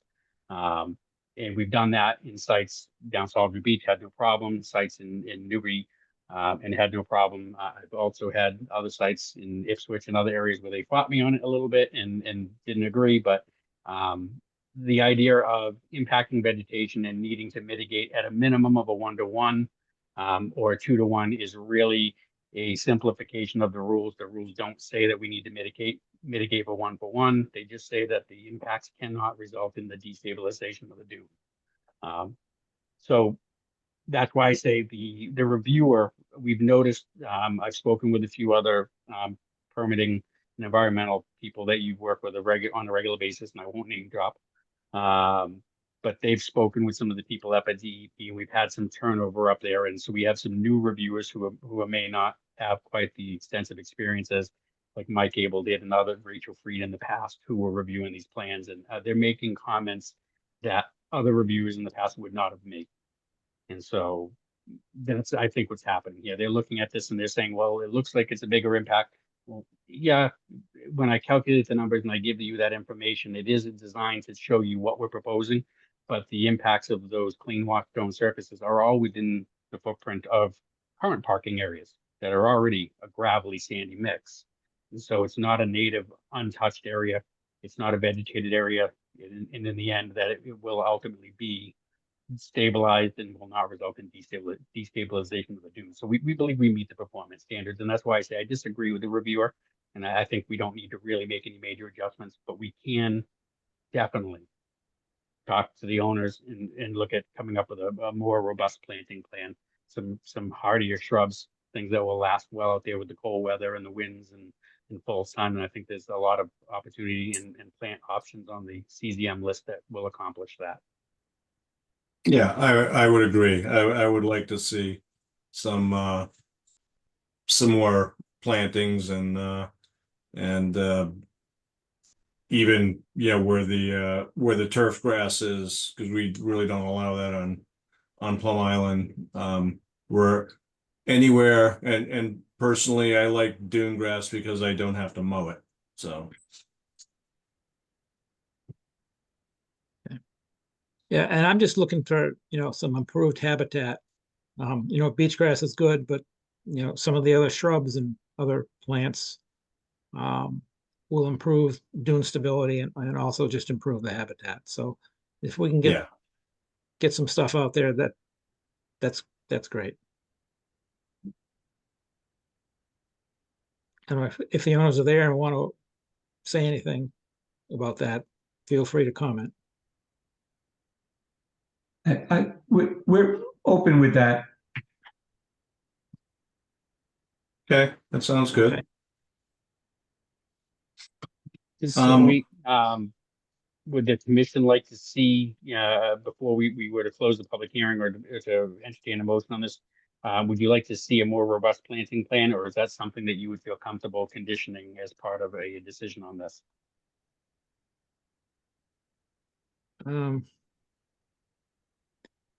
Well, if you want to come up with the plan and have it by our next meeting in 2 weeks, if that's okay with you, that would be great. We could definitely have that plan produced and be ready in 2 weeks, as long, I don't think that causes any major delay for Ellen and Paul, but I don't want to put words in their mouth. Paul, if we push this off for 2 weeks and come back, that gives us time to update the plan, provide the commission with the planting details and layout placement of all the plants that we intend to use. And then you and I can offline kind of discuss what plants would be best featured in your yard. And then we can come back and get I think a one clean, vote on this and not have to leave things kind of open-ended for the commission to not really feel comfortable with. Does that sound right for you? Yeah, that'll be fine. Just to be clear, are we talking in addition or instead of some of the grass? In addition, Okay, Yes, and so, Paul, if you can see the screen where my cursor is back here, we have areas of sparse dune vegetation.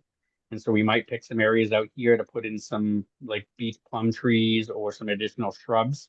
Whereas areas here, maybe in front of the building, between your front stairs and the roadway, there's, sparse turf lawn here that can be taken out and replaced with American beach grass, and we can have some of that grass in the front, maybe a couple shrubs out there as well. okay. Can you give us an idea how much more you're looking for us to add?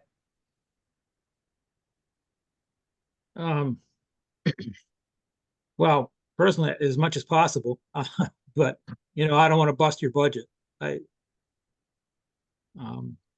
up with a fair representation of what a planting plan would look like this year. I don't know that we need that kind of guidance from the commission, Paul. As Commissioner Morris said, more the better. But they understand that it has to work within your budget. So we'll get together. We'll talk about the different types of plants and the areas that we want to try to add to it. And the more we can give them, the better the situation will be environmentally for this site once everything's all said and done. Okay, Yeah, that all sounds good to me. Okay, does anybody have anything else?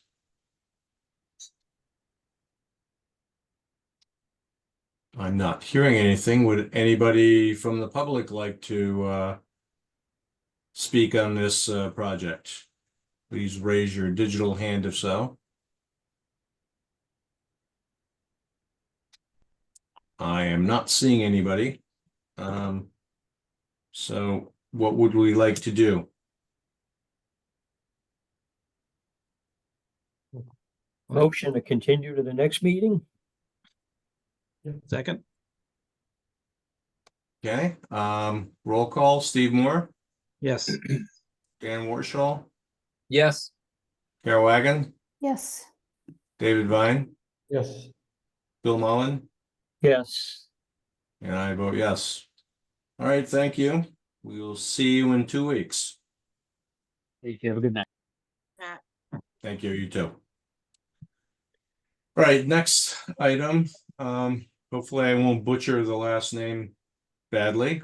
Joel and Meredith Lubke, 8 Jefferson Court, request for amendment of order conditions. And please correct me if I was way off on that. I want to bring Evan. I'm not even going to try and pronounce Evan's last name. Vendren. Okay.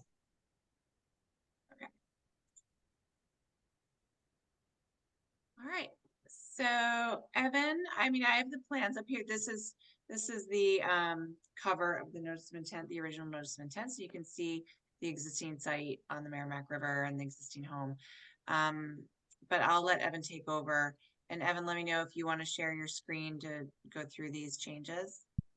Yeah, that'd be great. So for the record, Evan Vendren of Duros Environmental. I'm here representing Joel and Meredith Lubke for an amendment request to an existing order of conditions. If the commission remembers, we filed the notice of intent in December of 2023 and received an order of conditions shortly thereafter. The project was for an addition to a single family home and some other improvements around the home. Unfortunately, after we got the order of conditions, they went to the Zoning Board of Appeals to try to get a variance for the location of their proposed addition that was approved, and that was denied. And yes, Julia, you're right, right in the front there. So in order to conform to zoning setbacks, we needed to relocate and redesign the addition so that it's more on the right side, yes, of the dwelling. And Julia, if it's okay, I'll share my screen Yep. now and I can go over Okay. this. Great, right ahead.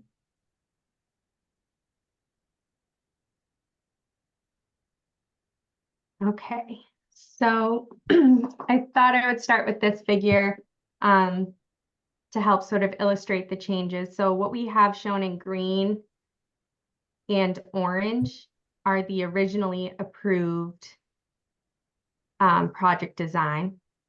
What's shown in blue is new proposed. So the green is where it overlaps, and the orange is where it's not going to be proposed anymore, and the blue is new. So this is the location of the originally approved addition, this square here, and that did not conform to zoning setbacks. So we shifted it over this way so that it would conform to the front setback and the side setback. And it also stays outside of the 100-foot riverfront area and also the 25 no disturbance zone. So it's all within the buffer zone and the 200-foot riverfront area, but we made sure to keep it outside of those more sensitive buffer zones. Because it's a garage addition and it needs to be shifted this way, that required reconfiguring the driveway, and that's where you'll see all this new blue area here. So instead of the driveway coming out with a turnaround here to back into the driveway the garage this way, they're now going to come in off Jefferson Court and come in this way to enter the garage. Because the garage addition had to be relocated, it's also in the area of where the existing septic is. So as part of this proposal, we're also proposing to repair the existing septic field. And so that's here, and the tanks are over here. So as you can see, all work is still as far from the river as possible, meeting all zoning setbacks, still outside of the 100-foot riverfront, and still outside of the 25-foot no disturbance zone. So we did the best we could. There is a slight increase in impervious surfaces from the originally approved design because of the new driveway layout. So to compensate, we added an additional area here of native plantings. See this lighter green corner? So we still meet that 1-to-1 required ratio under the riverfront area. So that's the bigger, larger amendment.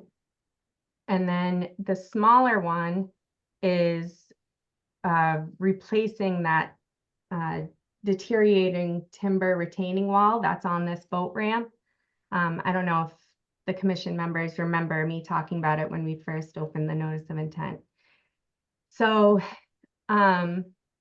because it is within below mean high water, it requires a Chapter 91 license. And after talking with Chapter 91, we'd have to file a whole new license application. In order to do that, we need to include this in the order of conditions because they need a valid order of conditions for that work. So that work is basically just taking out the timber retaining wall and then using large field stones, dry laid in here, with a construction fabric beneath it to create a boulder retaining wall that will be more resilient to storms, and it will match what's already existing on this side. So I can show pictures of that too.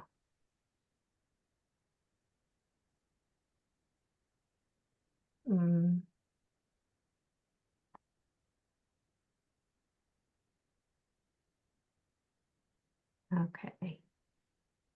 So this is what it exists now. So as you can see, it's falling apart, deteriorating. It's at the end of its lifespan.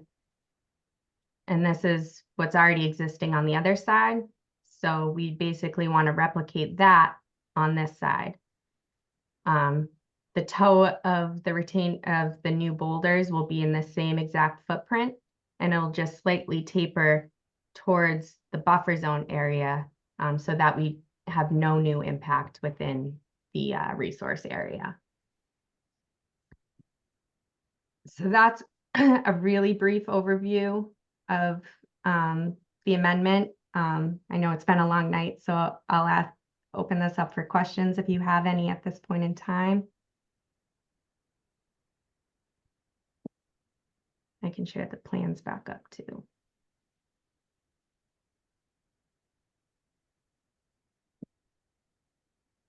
Yeah, if you could put the plan back up there, please. And Sure, I have the wheel of death right now on my Oh. PDF screen. okay. Oh, no.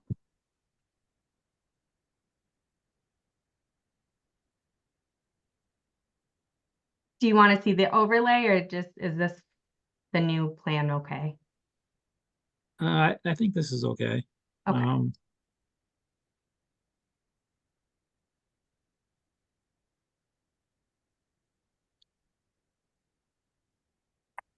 Okay. Yeah, I'm fine with it, I guess.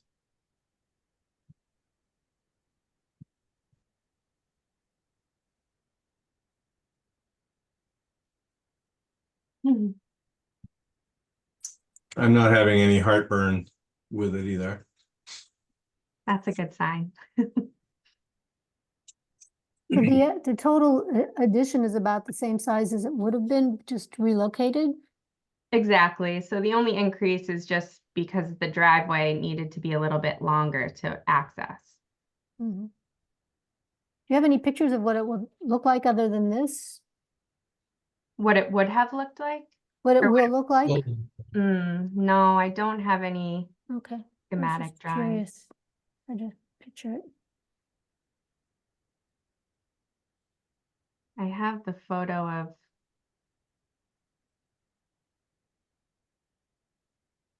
so this photo is the location of where it's going to be.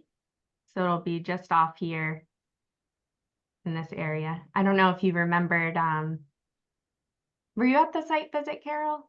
I believe so. I believe so too. When we took the site visit, that was that soggy area where, So you're gonna have to cut down those trees on the other side there? on this side? Yeah. No, those will stay. These have to be removed. But they those were are going just- anyway. Yeah. So there's no trees that are being removed because of the change? Nope, no extra vegetation is being removed other than what was already approved. So the septic system is going in that soggy area? It seems, That's where it exists now. okay. That's the leach field. So the soggy area was from the test pits. Remember? Yeah. I think I Um, saw it in there. Yeah, exactly. I remember that. Go back down to the plan.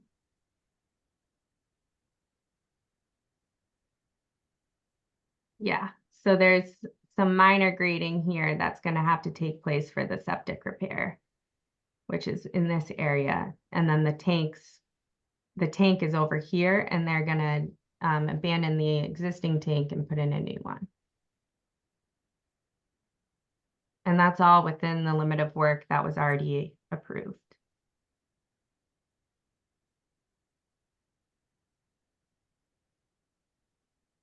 Okay.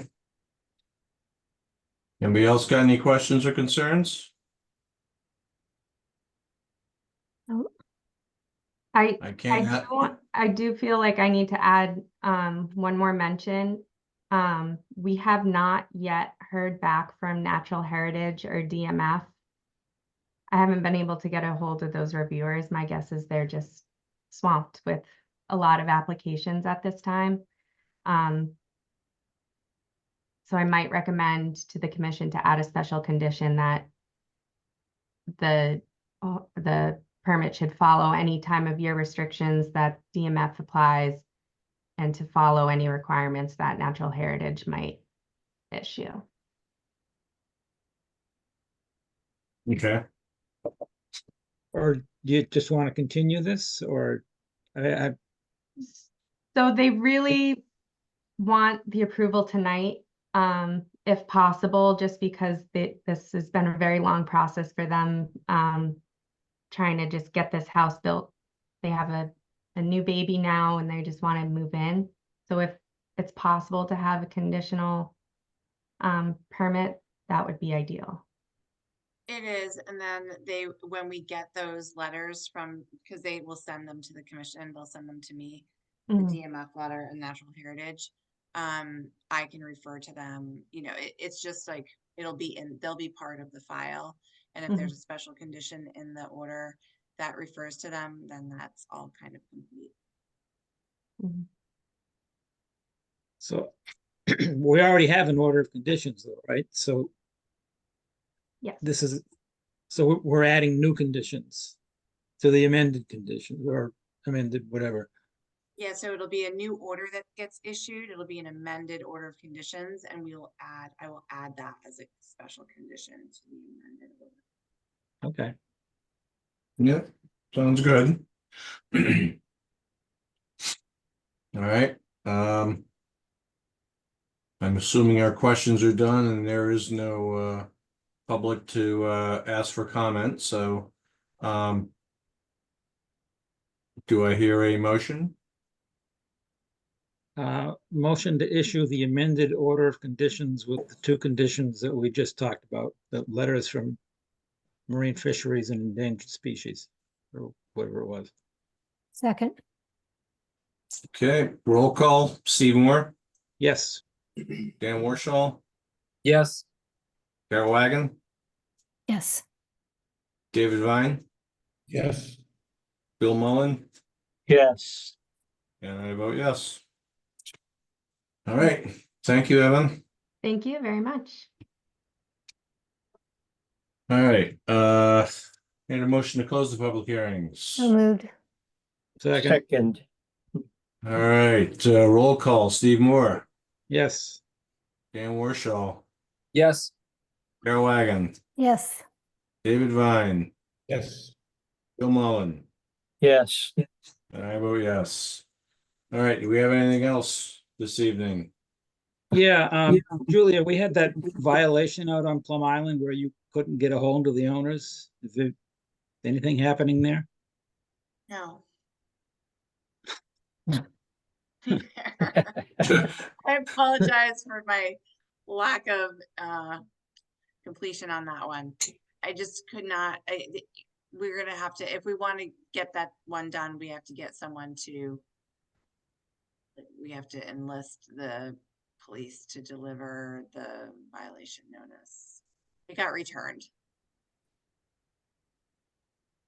Okay, well, let's go ahead and do that then. Yeah. Remind me what that one was again? It was a patio. Yeah, it was like